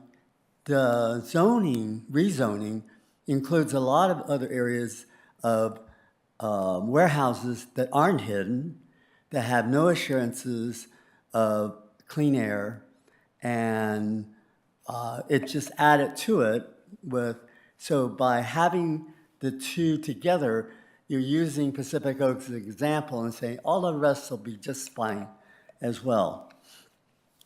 The other concern I have is the way that people look at things. Okay, if we meet the minimum requirements it should be fine. But the lower freeway or the freeway corridor area is one of the worst air quality anywhere. Now, we're permitted under the state or air quality people to increase it by some amount, and the city planners have looked at it, and it's less than that amount. But if you have the worst areas and you're adding to that, that doesn't speak well for the low-income areas, senior areas, whatever other people that are going to live in this area that might have lung problems. Looking at the funding, you know, I realize that this particular project by Pacific Oaks is bringing impact fees and additional funding to help the infrastructure. And that will push along the other things that are happening. But it's not just a low amount that's being given, and so that must influence the vote somehow in order to have the additional funds in order for it to function. I don't see in the environmental review a real robust answer to the wildlife corridor going along that area. The last thing in my last 30 seconds is the fact that there used to be public land for parks and public lands for a school. And I realize there's openings in the school above, but when you don't have a school and you don't have parks, people are gonna have to drive up the city, you're gonna increase the traffic, and you're gonna create problems. And in addition, there are no school buses, so they have to drive up, and that will inconvenience the families. So I hope you think about how you can manage these other problems. Thank you. Louis Lopez, followed by Zach Strasters. Good evening, Honorable Mayor, City Council members, staff, and community. My name's Louis Lopez. I'm here tonight representing the Ironworkers 433, and also want to publicly thank the applicant for the early stages of an agreement with the Ironworkers so that we can participate in delivering the city a skilled and trained with local hire ordinances on that to the city. Trained and skilled, the Ironworkers are an accredited apprenticeship program through the state of California. And the way I like to give an example is that if anybody in here sends their kids, or if anybody in here went to college and received a minimum 4-year degree in whatever trade or field that they go into, after completing school with that degree, I would imagine that you should be rewarded with a higher paying wage and hopefully some benefits. That's the way the Ironworkers work. We put our apprentices through a 4-year apprenticeship program. Again, that's accredited through the state of California, which signifies that they not only graduate as a journeyman, but they have a trained and skilled title along with that. So when the applicant engages with the local unions to perform in order to deliver the city a well-built project, because I know in some places here in California, if there was an earthquake, I know many of us don't think about it, but we hope that that structure that we're sitting in or under withstands the forces of, an earthquake. So having a project that's well built with trained and skilled workmanship is very important. Like any of you that would buy a house, you would expect that that house can last and provide for your family. Another aspect I want to highlight is that I'm a Marine Corps veteran with 2 tours, and it's partnerships that we have through Helmets to Hard Hats that actually helps us get those men and women coming back from serving our country a direct entry with the apprenticeship program, just like I did. And we find a lot of success in that because with the military experience, most of our military folks that come in immediately with their military discipline and leadership skills rise to the top. And so it gives me, just in the last 4 weeks, I've brought in 3 veterans that landed locally to our area, and I'm I don't want to say proud, privileged to be able to do that and see families grow and strive. Thank you, and we are in support and ask for your support with this project. Thank you.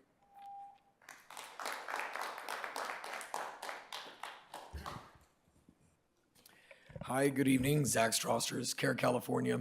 I'm not going to take a lot of your time. Obviously, I've only got 3 minutes of it anyways, but I just want to point out a few things that really separate this project from a lot of others with regards to scope. And first of all, I want to talk about infrastructure. So Care California is a company that really takes a look at the potential impact of a project in a community. And not just with regards to opportunities like Louis Lopez, what the iron workers talked about previously, but by and large, what potential does a project suggest for transformation in a community? Or in other words, if we're going to support it, how real are the potential benefits? And one of the first areas I look at personally is infrastructure. And this project is absolutely, as the suit suggests, I'm not a farmer at a pumpkin patch. I look a lot at projects, right? So I'm telling you that this project with regards to infrastructure is incredible. This is without question infrastructure that wouldn't get built without this project. I was moved by the testimony of the gentleman from the Palmer family. And he's not saying that just to support the developer or to win over people or to try to encourage people's opinion to sway. I'm sure local residents, as they always do, will have certain concerns, and those concerns are valid. But this is, by and large, personal testimony, one of the best infrastructure packages I've ever seen for a project of this architectural style.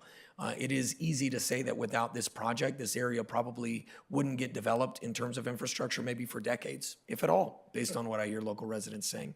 Second of all is jobs. When we look at potential impact, we're not just talking about immediate with regards to construction or even long-term with regards to permanent jobs and the strata of permanent jobs that are offered, but with regards to regional and generational impact. So once again, whenever you bring in a certain architectural style, it brings in a certain tier of tenant. Those tenants provide opportunities that have the potential to impact a region. And these opportunities, based on what I see and understand and based on what CARE evaluates in this project, are not immediately or readily available. So whenever tenants come in and look at an opportunity and an offering like that, the quality of the architecture and the style of the design, not to mention all of the environmental and all of the perk add-ons that go on with this particular project because of the due diligence of the developer, you're talking about a huge win, not a big win, a massive win. Again, pointing out that I've seen a lot of projects get offered that try to meet lead this or lead that. These guys have done their homework. These guys have really swung for the fence. It's evident that they knew that there was a certain amount, to be honest, of opposition maybe they thought they were going to felt because there are a lot of people that don't want anything built no matter what it is, no matter what the potential benefit is. These guys did their homework. They made sure that they were not standing on things that were puffed up to try to make their offering look good. These guys stood on a well-built project. For these 3 reasons, CARE California asks that you support this project with the yes vote tonight. Thank you and God bless you. Nicole Padron, followed by Rain Mendoza.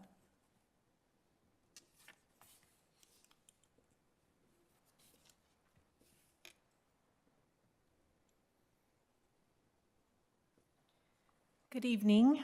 Again, my name is Nicole Padron. I live on Brushy Hollow Drive in the city of Yucaipa. Honorable Mayor, council members, and city staff, thank you for the opportunity to comment on the Freeway Corridor Specific Plan Update and Pacific Oaks Commerce Center. My husband and I purchased our home in Yucaipa 6 years ago, and in the last 4 years, we've had 3 boys who love playing outside. We moved to Yucaipa from Riverside, and the safe and rural nature of the city is what drew us in. We have serious concerns with the revised final supplemental EIR and the extreme change of proposed land uses from low-density residential with open space and a freeway commercial shopping center to mega warehouses with residential areas right next door to warehouses and limited open space. Open space that is not going to be untouched, that it can apparently be graded to allow the developers to maximize their projects. According to the EIR, the proposed project continues to result in significant environmental impacts for air quality, greenhouse gases, and noise, and this is unacceptable. Per Cal EnviroScreen 4.0, the community surrounding the Freeway Corridor Specific Plan including the community that I live in, which is less than a mile from the proposed business park areas, is already heavily burdened by air pollution. The census tract that I live in, for example, ranks worse than 100% of the rest of the state in ozone, worse than 50% of the rest of the state for particulate matter 2.5, 82% worse for diesel particulate matter, and 67% worse for traffic. This is concerning to me as a mother and as a resident of this community, that according to the general plan, values the health, safety, and well-being of its residents and small-town rural character and open space and quality jobs. The proposed freeway corridor specific plan update and Pacific Oaks Commerce Center fails on all of these values. Please don't sacrifice the beauty and character of the city and health of its residents for these mega warehouses. We can find a better way for our future generations, and please think of our children. Thank you for your leadership and consideration. Rain Mendoza, followed by Rob Ramos.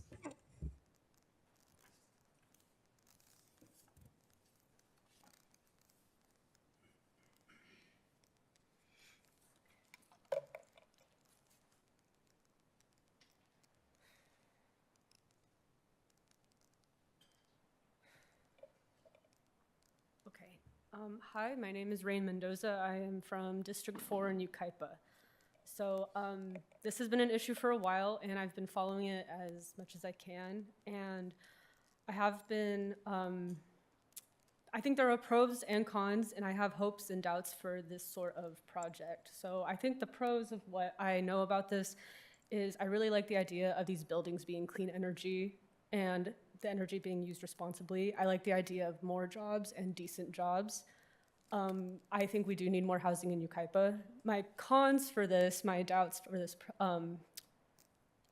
project is that the safety and fire risk hazards. Also, we need to consider future environmental hazards such as flooding and heat waves and earthquakes and who knows what else. I also do not like that this would be encouraging further consumerism. I think we do need more services and we do need jobs here, but I don't like these big brand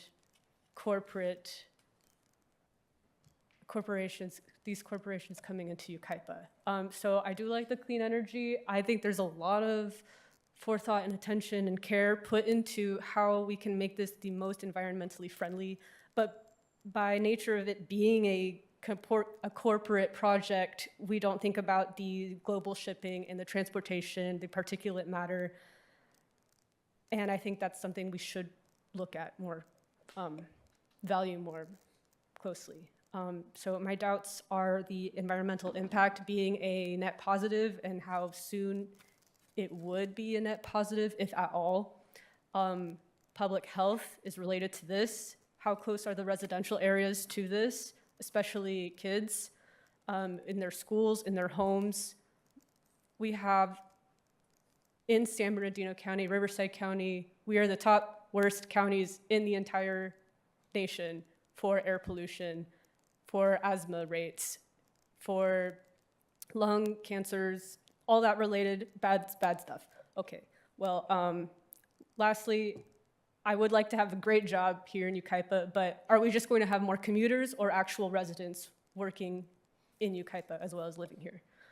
My hopes is that this would be a great example to future projects in clean energy, sustainability, development, but it is also essentially just corporate. So I will leave the decision to you and to the people who have the expertise and the attention, but these are my thoughts. Thank you. Rob Ramos, followed by Kevin Miskin.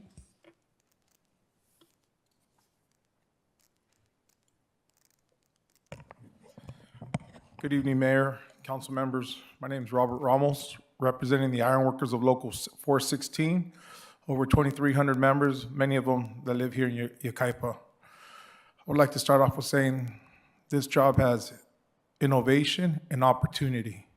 Innovation, they're looking ahead. They're looking vehicle charging stations, solar, big rig charging stations, where when they start rolling out more on the assembly line.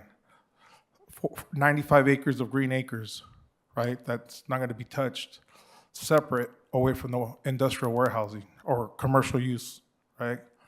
The opportunity is that this developer, like my brother Louis Lopez said, came to an agreement with the ironworkers. We're going to be able to get local hire coming out of Yucaipa.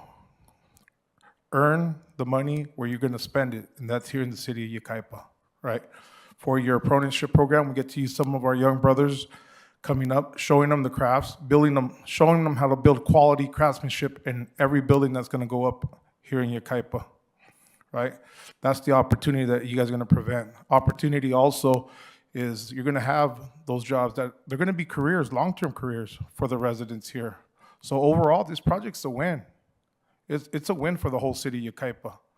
It's innovation. You're looking towards the future, and you're acting on the green energy. So I'm here tonight asking for your yes vote tonight. Thank you very much. Kevin Miskin, followed by Joanne Lessard. Honorable City Council, Kevin Miskin, District 1. Appreciate the opportunity to be here this evening. First of all, I just want to say that I appreciate the efforts that have been made by the Palmer family and also by Pacific Oaks to create a project that, one, is not very popular, but they've done the very best I think that they can to try and make it as palpable as possible. We've heard some of the concerns that have been expressed this evening. I'd like to just address one issue that's missing from the plan. In particular, the business park. You know, in this last go-around, we went from, well, in the 2008 plan, we went from 549 acres of open space. Then in the 2024 plan, we went to 498, and in this current plan, it's been reduced again to 403 acres of open space, which is a decrease of about 27%. But what I really wanted to address here was the lack of public facilities. There were, in the original plan, there were 45 acres that were set aside for public facilities. I have a real concern, and it goes to Council Member Judy Woolsey's comment earlier this evening, in that if you think of the youth and the approximately 7,000 residents that will be living south of the freeway, all of those children to go to school will be riding their bikes, their e-bikes, or apparently now they're also riding many bikes also, but they're going to be going over the freeway where all this traffic is going to be coming in, particularly these diesel trucks. But to get to the parks or any of the schools, they've got to cross the freeway. When they're going to be coming home in the evenings, they've got to go back over the freeways at the same time. In the early afternoon, when the traffic is going to be greatest, at least with the diesel trucks, in the early afternoon. I'd like the council to reconsider the need for public facilities. I think we need to put parks south of the freeway in order to address and keep the kids out of the traffic, crossing the freeways back and forth, and to make sure that we have public facilities for those kids on the south side of the freeway. Thank you.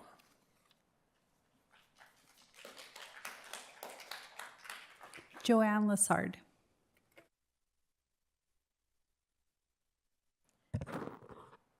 Honorable council members, I live in Redlands and I'm here because Redlands is much more impacted by this development, by this plan, than is Yucaipa. There are very few people here this evening, but when the problems that have been forecast actually happen with traffic congestion, fire problems, the water, natural waterways, and the air pollution, when they actually happen, which they will do, this council is not going to look quite so good. And many people will be unhappy and remember this decision tonight. My other question is whether or not any alternatives have been considered that benefit the landowners and benefit the city of Yucaipa.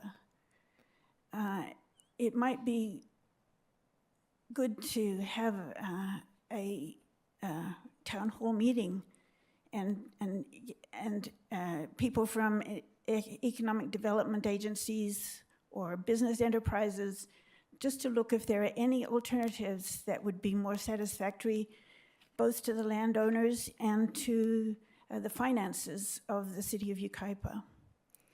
So I encourage you to consider these things. Thank you. We have no more comments. Thank you, ma'am. Does the applicant want a rebuttal to any of the statements that were made by the public?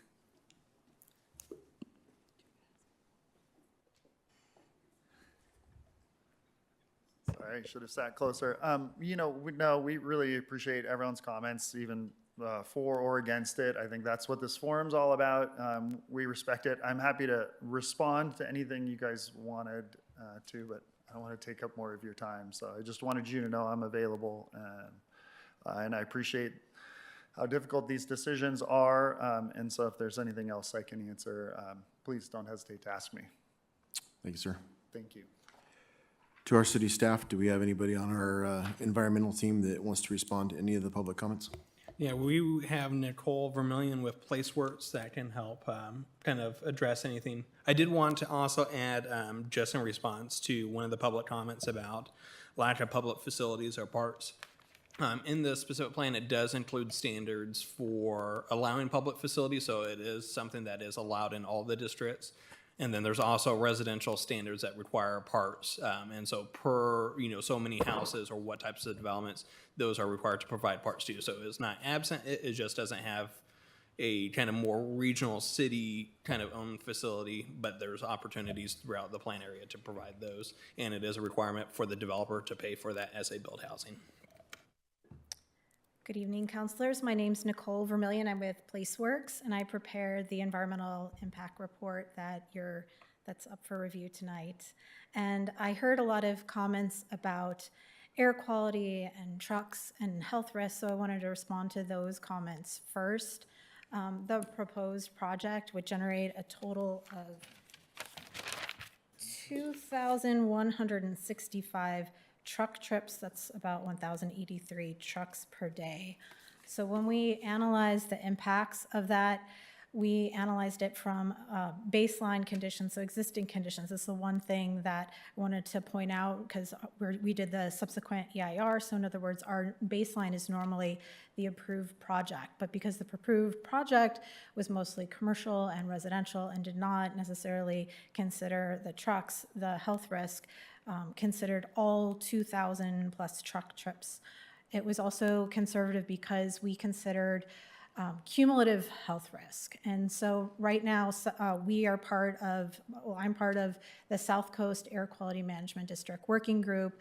The South Coast Air Quality Management District reached out to environmental organizations and other key stakeholders to consider cumulative impacts for the health risk thresholds that consider things like background risks, like the CalEnviro screen background risk, as well as MATES. MATES is a multiple air toxic exposure study that considers diesel particulates and other air toxic contaminants and concentrations throughout the entire South Coast Air Quality Management District region. What that means for you is that we considered a more stringent health risk standard when we evaluated the environmental impacts from the trucks that considers not only project impacts, but the project's contribution to cumulative health risk in the region. I think I heard some other comments about fire hazards. We did not identify any significant unavoidable impacts to wildfire risk based on the comparison of the proposed plan to the approved plan, as well as updated regulations and fire codes, as well as the additional hardening that would be done as part of the approved project compared to the proposed project. And I think that those were the major comments I have, or if there's any other questions, please let me know.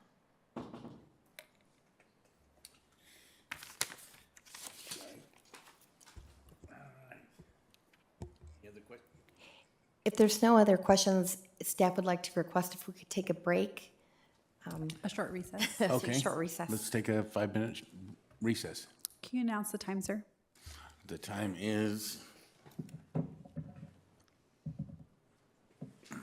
8:46. Thank you. And for the record, the public hearing is still open.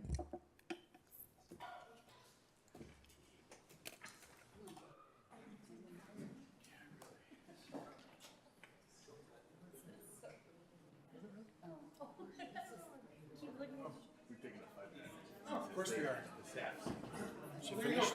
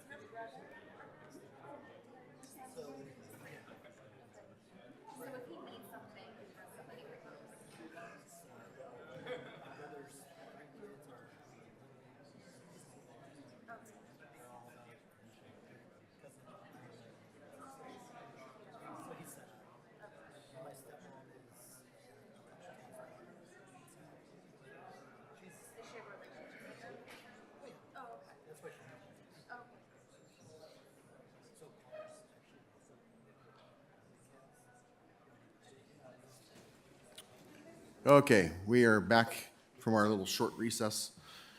Time is 9 o'clock. Mayor? And If I could just make a note for the record, the staff report incorrectly identifies the resolution that the council is being asked to approve as 2024-19. That's the resolution from last year when the freeway corridor specific plan was before the city council. The correct resolution is 2025-54. Just to be safe, we've printed out copies of that, distributed to the council, put it in the back. But it's essentially the same, which is approving the freeway corridor specific plan and the subsequent EAR. Thank you. All right, copy, thank you. Okay, that concludes the public hearing, so we'll close the public hearing. It is 9:01, and we'll move back to the dais for council discussion. Councilman Beaver, you still with us? I am. Would you like to go first? I think it was a well put together presentation. I have no other comments nor questions. Okay. Mayor Pro Tem? Well, I've been digging into this for a long time, and you know, I started writing things down and trying to make sense of it and stuff, and so I'm going to read this little statement, and hopefully you guys can understand where I'm coming from. The proposed freeway corridor specific plan was conceived and developed solely to provide for the development of the two massive warehouse buildings and nothing more. All zoning changes in the corridor plan were made to accommodate the warehouse's developments. The vast majority of the other landowners are expected to settle for whatever's left in the zoning-wise to facilitate the warehouses. All rezoning is for the benefit of the warehouses. All improvements are for the development of the warehouses, and all the infrastructure improvements are for the benefit of the warehouses. We've been repeatedly told by the developer and members of the staff, both private and public meetings, that the warehouses in the freeway corridor plan provide $38 million in needed infrastructure for the city of Yucaipa. Despite repeated requests, I've never seen a breakdown of what that infrastructure consists of. Just $38 million worth of infrastructure. Does that concern anyone? We deal with budgets and review numbers as a council at most every meeting, but we have never been provided a breakdown for what that $38 million includes. In multiple presentations up until tonight, we've been told that the infrastructure was 4.3 miles of water line. In response to my question regarding the $38 million water line and potential alternatives, both the developer and the staff stated in council meetings that if the same infrastructure improvements proposed by the developer had to be completed by the cities, it would cost 2 to 3 times more. Tonight, despite previous claims by both staff and the developer that the $38 million in infrastructure improvements for the water main to benefit future developments, we're now told the $38 million includes on-site improvements, connection fees, and other expenses related to solely for the development of the warehouses. Here's some facts that are related to the infrastructure as it relates to potential development within the freeway corridor specific plan. Number one, the warehouses development would provide no additional wastewater improvements within the city, within the freeway corridor specific plan that would benefit the development in any additional projects.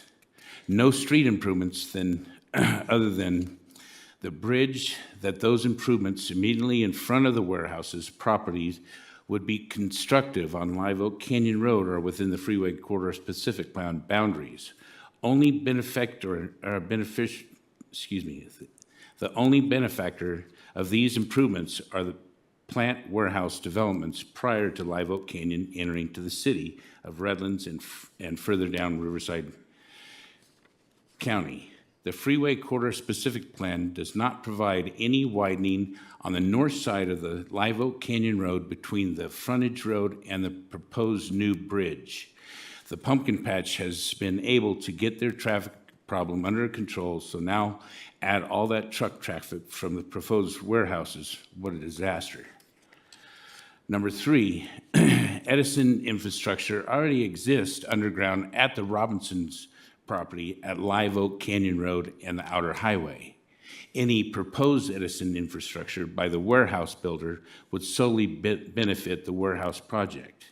Relocation of any existing overhead lines, Edison lines and poles on the north side of the Live Oak Road fronting the Robinsons Trust property is not contemplated in the freeway corridors plan. Relocation of these Edison structures will be required at a later date with an estimated of several $1 million. Number 4, fiber optic and communication existing on Live Oak Canyon Road in the same area as where Edison is. Any infrastructure improvements to fiber optic communication services only for the benefit of the warehouses, City of Redlands, and Riverside County residents' developments. Number 5, 4.3 miles of domestic water infrastructure. Western Heights Water District currently services all businesses and homes on the freeway frontage road. The Robinsons Trust properties located on the corner of Live Oak Canyon Road and the frontage road could potentially be serviced by Western Heights Water with much less expensive infrastructure improvements. The 4.3 miles of proposed domestic improvements make no provisions for future developments. Makes no provisions for future developments, any connections to said the 4.3 infrastructure for any development would be subject to a fair share agreement, connection fees, and potentially additional infrastructure fees from the Yucaipa Valley Water District. The Robinson Family Trust holds the majority of the land with the proposed freeway corridor plan is completely disenfranchised by this plan. Staff has refused to engage in any meaningful discussions with the Robinsons Trust despite directions from Mayor Beaver and council last year to engage in all affected landowners to obtain their support for the freeway corridor plan. This proposed freeway corridor plan provides virtually no infrastructure improvements to facilitate development of the Robinsons Family Trust lands. Again, these improvements to the infrastructures were only conceived for the benefits of the warehouse project and domestic water infrastructure for the future developments in Calamasa and Riverside County. We as a council and the citizens of Yucaipa have been repeatedly misled by the warehouse developer and the city staff regarding this true value of proposed infrastructure improvements, and the same has been greatly exaggerated in effort to obtain approval for both the warehouses project and the freeway corridor specific plan. The freeway corridor plan as proposed would empower the staff to make all future decisions within the freeway corridor plan and for future developments for any projects without the oversight of either the Planning Commission or the City Council. That is pretty concerning to me. It is very necessary under our system of governments that the elected officials are allowed the opportunity to review proposed projects for our constituents. It is very concerning to me that we had multiple ordinances and now a freeway corridor specific plan that seek to limit the oversight of the elected officials. This being said, I make a motion that we reject the proposed freeway corridor plan entirely, leaving the existing 2008 freeway corridor plan in place. Thank you. Okay, so we still have some other comments and stuff before we get into motions. I think before I go to Councilman Miller, from my seat,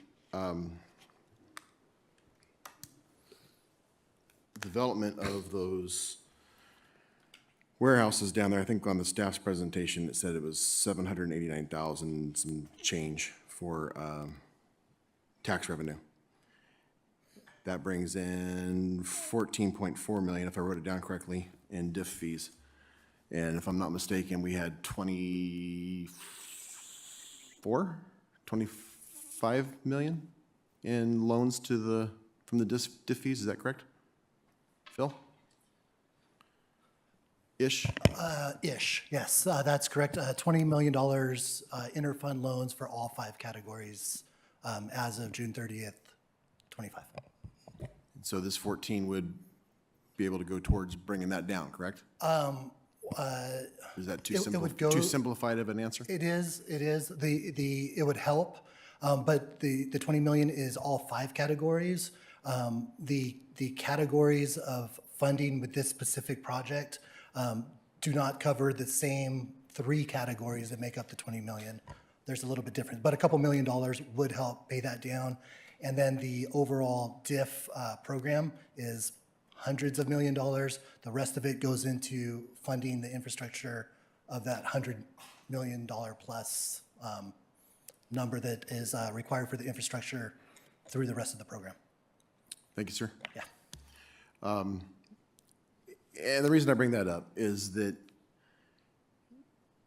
finances are on our radar right now, and anything that helps kind of level some of those things on our ledger, I think helps. And then also, we don't want, I don't know how to simplify this, but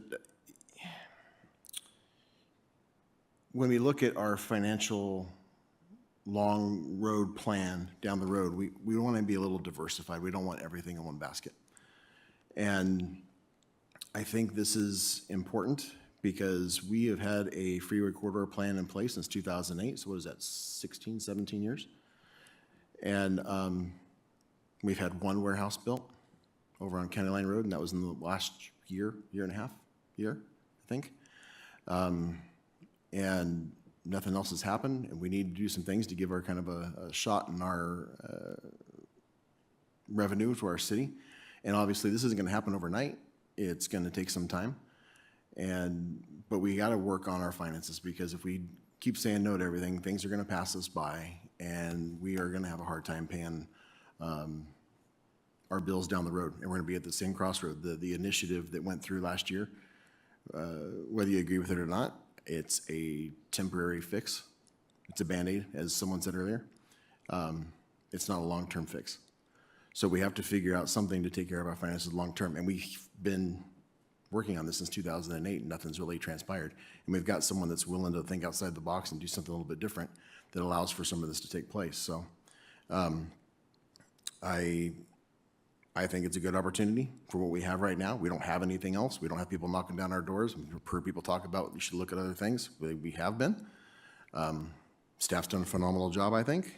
And I've met with a lot of people on this over the years. This project and the warehouse project and whatnot has been something that I've been in many meetings over the past 4 to 5 years. And I think they're looking outside the box. They're trying to address a lot of concerns.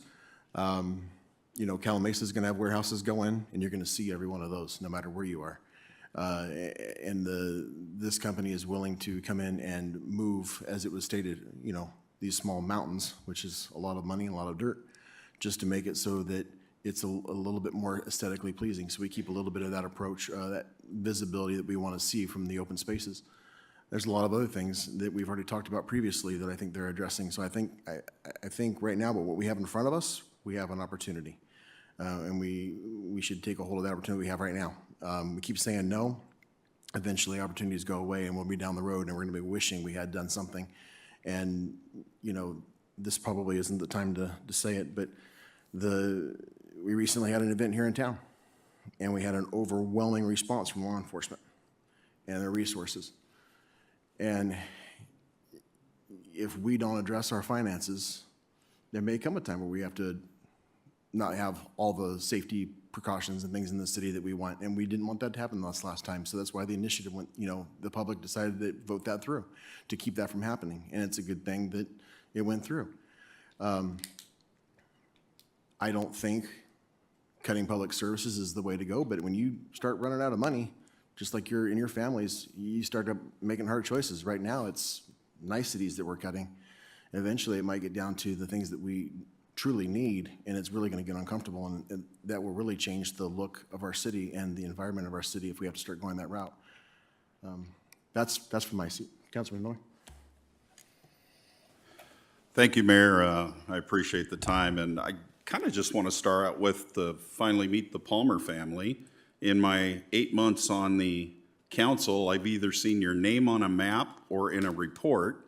So thank you for coming up. As a property owner, to finally meet you, I heard good things. So thank you for coming up tonight and to actually put a face to the paper on a map. And Dan, I thank you for coming up and giving a presentation of your Pacific Oaks project. Thank our citizens for their input and their concerns. We've heard this a few times, but I'll go back to 17 years. This has been talked about. I didn't come with a prepared statement. Mayor Pro Tem, that's great. You've dug in and have your opinion. I've just heard 2.5 hours of facts. You have facts. I would love to go through them with you right now, where you got your facts, but I just heard from experts. I heard from a staff that we have here that have advanced degrees. I have an engineer. I have somebody that has an advanced degree that have studied this stuff for the last, this thing's been studied for 17 years back and forth. Councils before us have sent it back several times to go meet with property owners. They have met with certain families that you may have been referencing several times. In fact, I sat in a meeting with one of them property owners that just was not extremely positive about working with the city. And that's okay. Everybody has a right to do what they want. In America, you could do what you want with your property.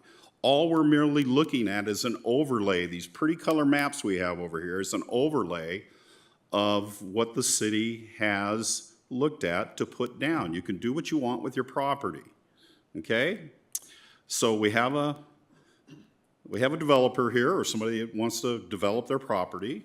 Pacific Oaks is actually going to bring the infrastructure through to kickstart the project to get us going.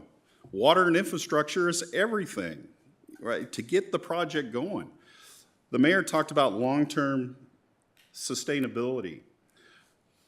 We were John's still in it, but I was in law enforcement for many years, and public safety. Them costs are continually going to go up over the years. I guarantee it. Cost for contracts, cost for cars, guns, bullets, vests, safety equipment, dispatch radio, all that stuff goes up over time. So you have to have some sustainability to pay for the public safety costs that our community values so much. They passed a public safety referendum, or tax, to make sure we can be sustainable in what we're doing for our public safety, because we have a very safe town. It's hard to say that, because when you say that, something happens usually. But look at our safety report we just had from our sheriff's department. We value having a safe town, but that cost in the end, them costs are very expensive for the things we want to provide. Yes, we provided a balanced budget this year. We are putting a strategic plan together with a financial strategic plan to make sure everything lines up in the future. We're in the middle of we're starting a city manager search. We've got a lot going, but everything predicates on this freeway corridor specific plan and moving this thing forward now. I think Dan has bent over backwards with us, the community. He's revised his plan. Of course, there's going to be folks out there that don't want to see a row of warehouses, like when you fly into Ontario Airport and what do you see? A row of warehouses, right? That's not what this plan is. Let's be honest, people. This is the kickstart for that freeway corridor specific plan, and we also have a housing element to deal with. There's no doubt. If we don't go forward, where are you going to put the houses that the state is requiring us to do? You have to deal with that at some point. And I think if we just think ahead, we may be all gone by then, but if you think ahead of what we can actually do for our town, not just think about our districts and not just think about the short-term thing. Like opening Trader Joe's is great. It's packed every day, but that's short-term. What are we doing long-term for our community? Here's the start. This is what's going to kickstart, and look where it's at down there. Yes, I agree with many of our citizens that say, hey, what about truck traffic and diesel emissions and all that? Yes, there's science on both ways. We've heard from our environmental experts tonight. We even had a third-party environmental person come in that's totally, clean from it to give their report. So you can't tell me it hasn't been vetted 6 ways from Sunday in 17 years. Personally, I've talked to former council members that have sat on this dais and told me what they thought about the plan. I sat down with them at coffee and tell me what you were thinking when you put the plan together and you met with the community and what you wanted to do and what was that vision. What was the money we've spent before, right, City Manager? What have we already invested in as a council and councils before us? It's already there. We're already down the road. And tonight we need to finally do something. We can't kick this can down the road anymore. Just be honest with each other for once. The common sense approach is to approve this plan and let's move forward. One of the things that I've been hearing for the last several months is, and Fermin, I think, hit on this in our Finance Committee meeting, if you approve this plan, there's an area in there that's colored green. We got a lot of colors up there, right? A lot of pretty colors.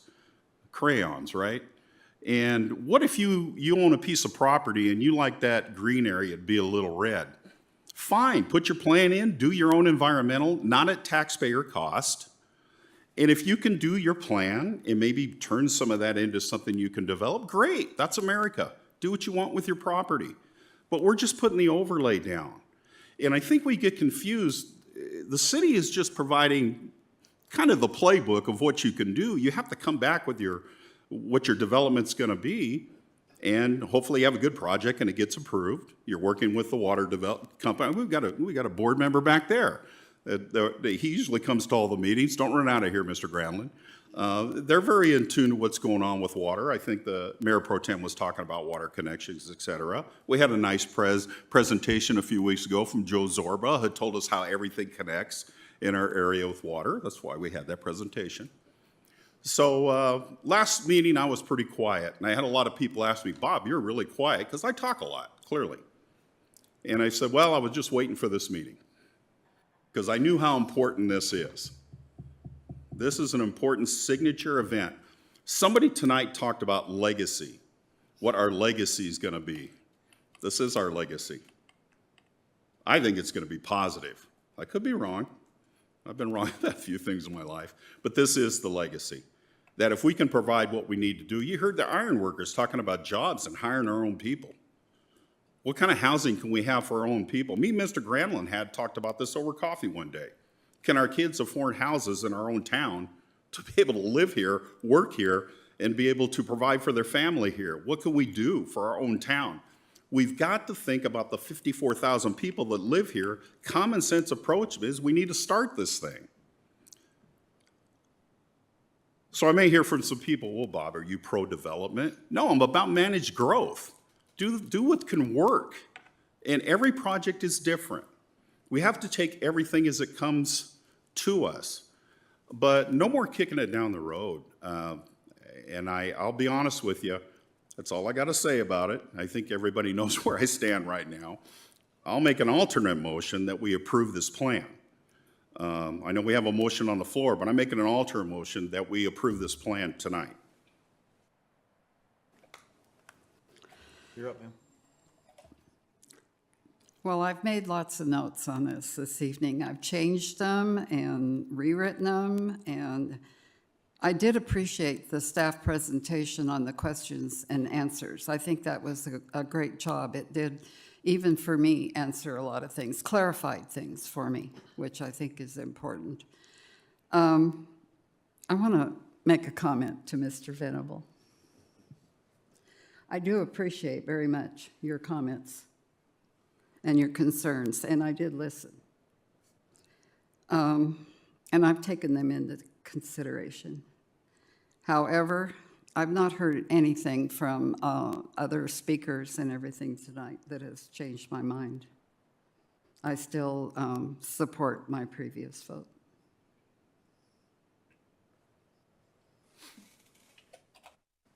Okay.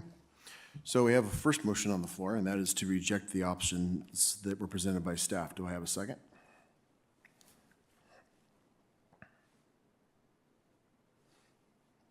Hearing none. So I guess that motion fails. We have a second motion on the floor to accept the recommendations as staff has presented. Do I have a second on that?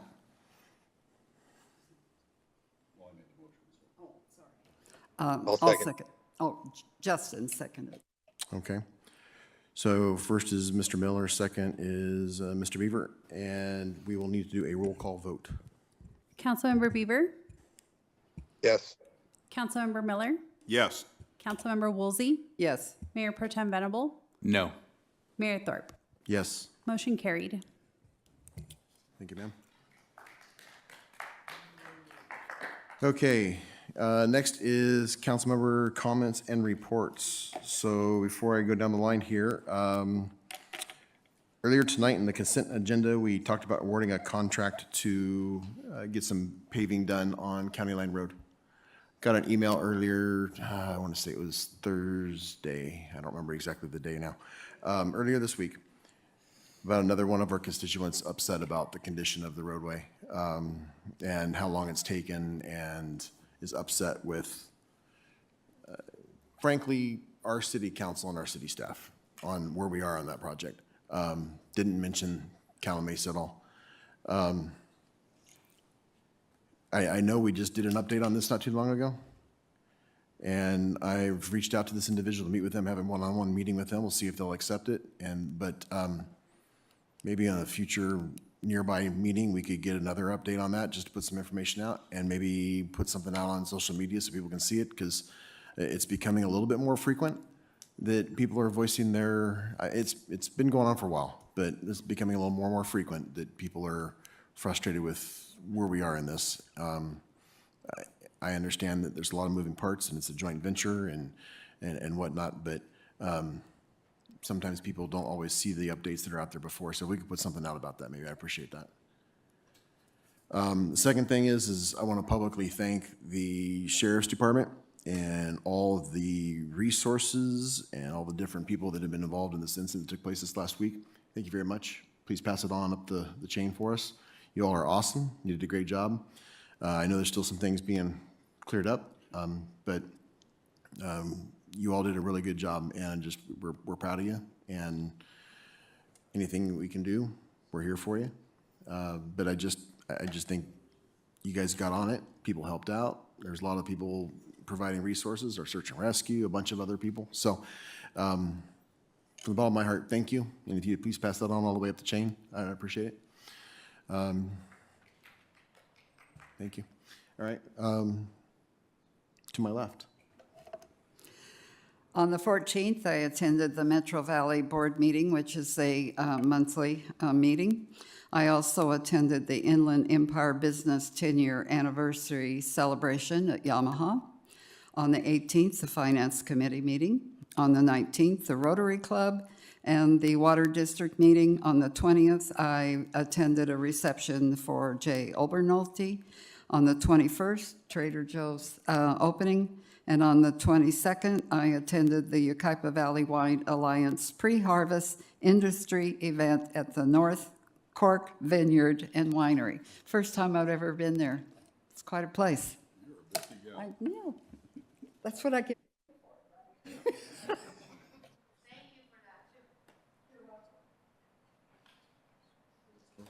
Yeah, I just want to thank our staff. They don't get the credit for the work they do. I know especially this last project has been a labor of love or pain, one of the two, for a lot of years.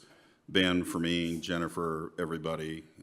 I know you guys have worked so hard on this. And your staffs that work with you, you've definitely put your college education and experience to work. So thanks for hanging in there with us. And the council always has good intentions. I know we all respect you and everything, but we all have different viewpoints at times. But thank you for what you do. And interim city manager Jennifer Crawford, we're so proud of the work you've done. You've done such a great job coming in and just holding us together, man. And I really do appreciate it. I have had the opportunity to work with many city managers over the years. I am really appreciative of the work you do and how you get things to us when we need them, and they're clear. It's very professional work, and how you brought the staff together. I really appreciate it. And our finance director, Phil, he knows how much I appreciate him for keeping us on track and the many things that did with Ryan and Megan and the whole staff. You guys just do a great job. And, you know, I wish the audience was here to hear this right now. You know, they leave after their item's up usually, but you guys work really hard. And being a former staff member, I know you don't take the credit. You don't care about credit. You do it because you care about our city. Just think of the little things that happen, the great things we have at YPAC that happen, the great things we do in the community. Trader Joe's, I think there was a line around 3 times around the store. The things that just happen in our town, you know. Looks like we might get some new baseball lights. No, sorry about that. But, you know, it's just good stuff we do. The relationship, especially with Councilmember Woosley, she goes to everything. She goes to all the water board meetings, has a great relationship with them, which helps everything we do. So we have a good team, you know, and I think once we get our strategic plan together and we keep moving forward, our staff will be part of that, and our community. A lot of good things are ahead. We just don't talk about it enough, but I think we do. We've been through a lot in the last 8 months, and I think we're coming out of it. So I just wanted to share that with you guys, how grateful I know I am for working with this council and the things they're doing, and especially working with this staff. You guys are awesome. I wish I had you when I was working, you know. You guys are great staff, and we're lucky to have you. And thank you for everything you do. Thank you, sir. Mayor Pruden? Well, Youth Advisory Committee, we have some kids that graduated and that are leaving our committee and stuff, and so we are looking. I think that we'll be able to cover them, no problem and stuff. But if you know any kids and stuff that would like to get involved, we'd love to have them. That's all I have. Thank you, sir. Councilman Beaver? Thank you, Mr. Mayor. I want to echo your sentiments briefly. Outstanding job as always by our police department, our sheriff's department. Obviously, we made national and in fact even international headlines this month, tragically, and for the very wrong reasons. Press release was put out by our mayor. Just to want to reiterate it: kidnappings don't happen in Yucaipa. Our city is safe. The world knows that now, thanks to the phenomenal investigative prowess of our sheriff's detectives. Captain, I wish I was there for your first meeting. We will get a chance to meet in person, I promise. With that, I'd like to ask Councilman Miller to join me in asking staff to schedule a public safety committee meeting in the very near future so as to sit down with our new chief of police and kind of lay out some more notification requests as we move forward for critical incidents. And nothing further. All right, so you guys will set up a meeting for the ad hoc meeting for the public safety? Thank you.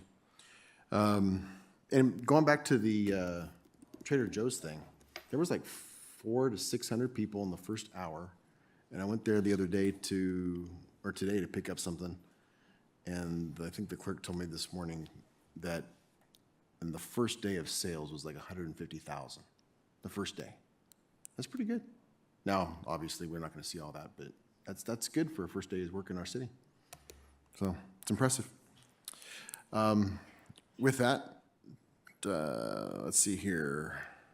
Ma'am, Acting City Manager, do you have anything to add or announce?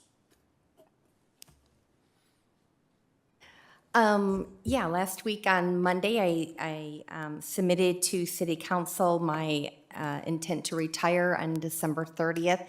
It came bittersweet, but as of October, I'll be here for 26 years. And I appreciate the team that surrounded me. And over the years, all the employees I've worked with, all the city councils, all the community members, just so much that we've gotten done over the years. And it's family. You spend so many hours here a day, and you can't describe how talented the City of Yucaipa team is. And so you as City Council, the community, everybody needs to be proud of it, and also of our City Council. And so December 30th exiting will be my last day. But until then, I'll be here every day working hard for you. Thank you, ma'am. Well, with that, our next scheduled City Council meeting will be Monday, September 8th, 2025. And we stand adjourned at 9:35.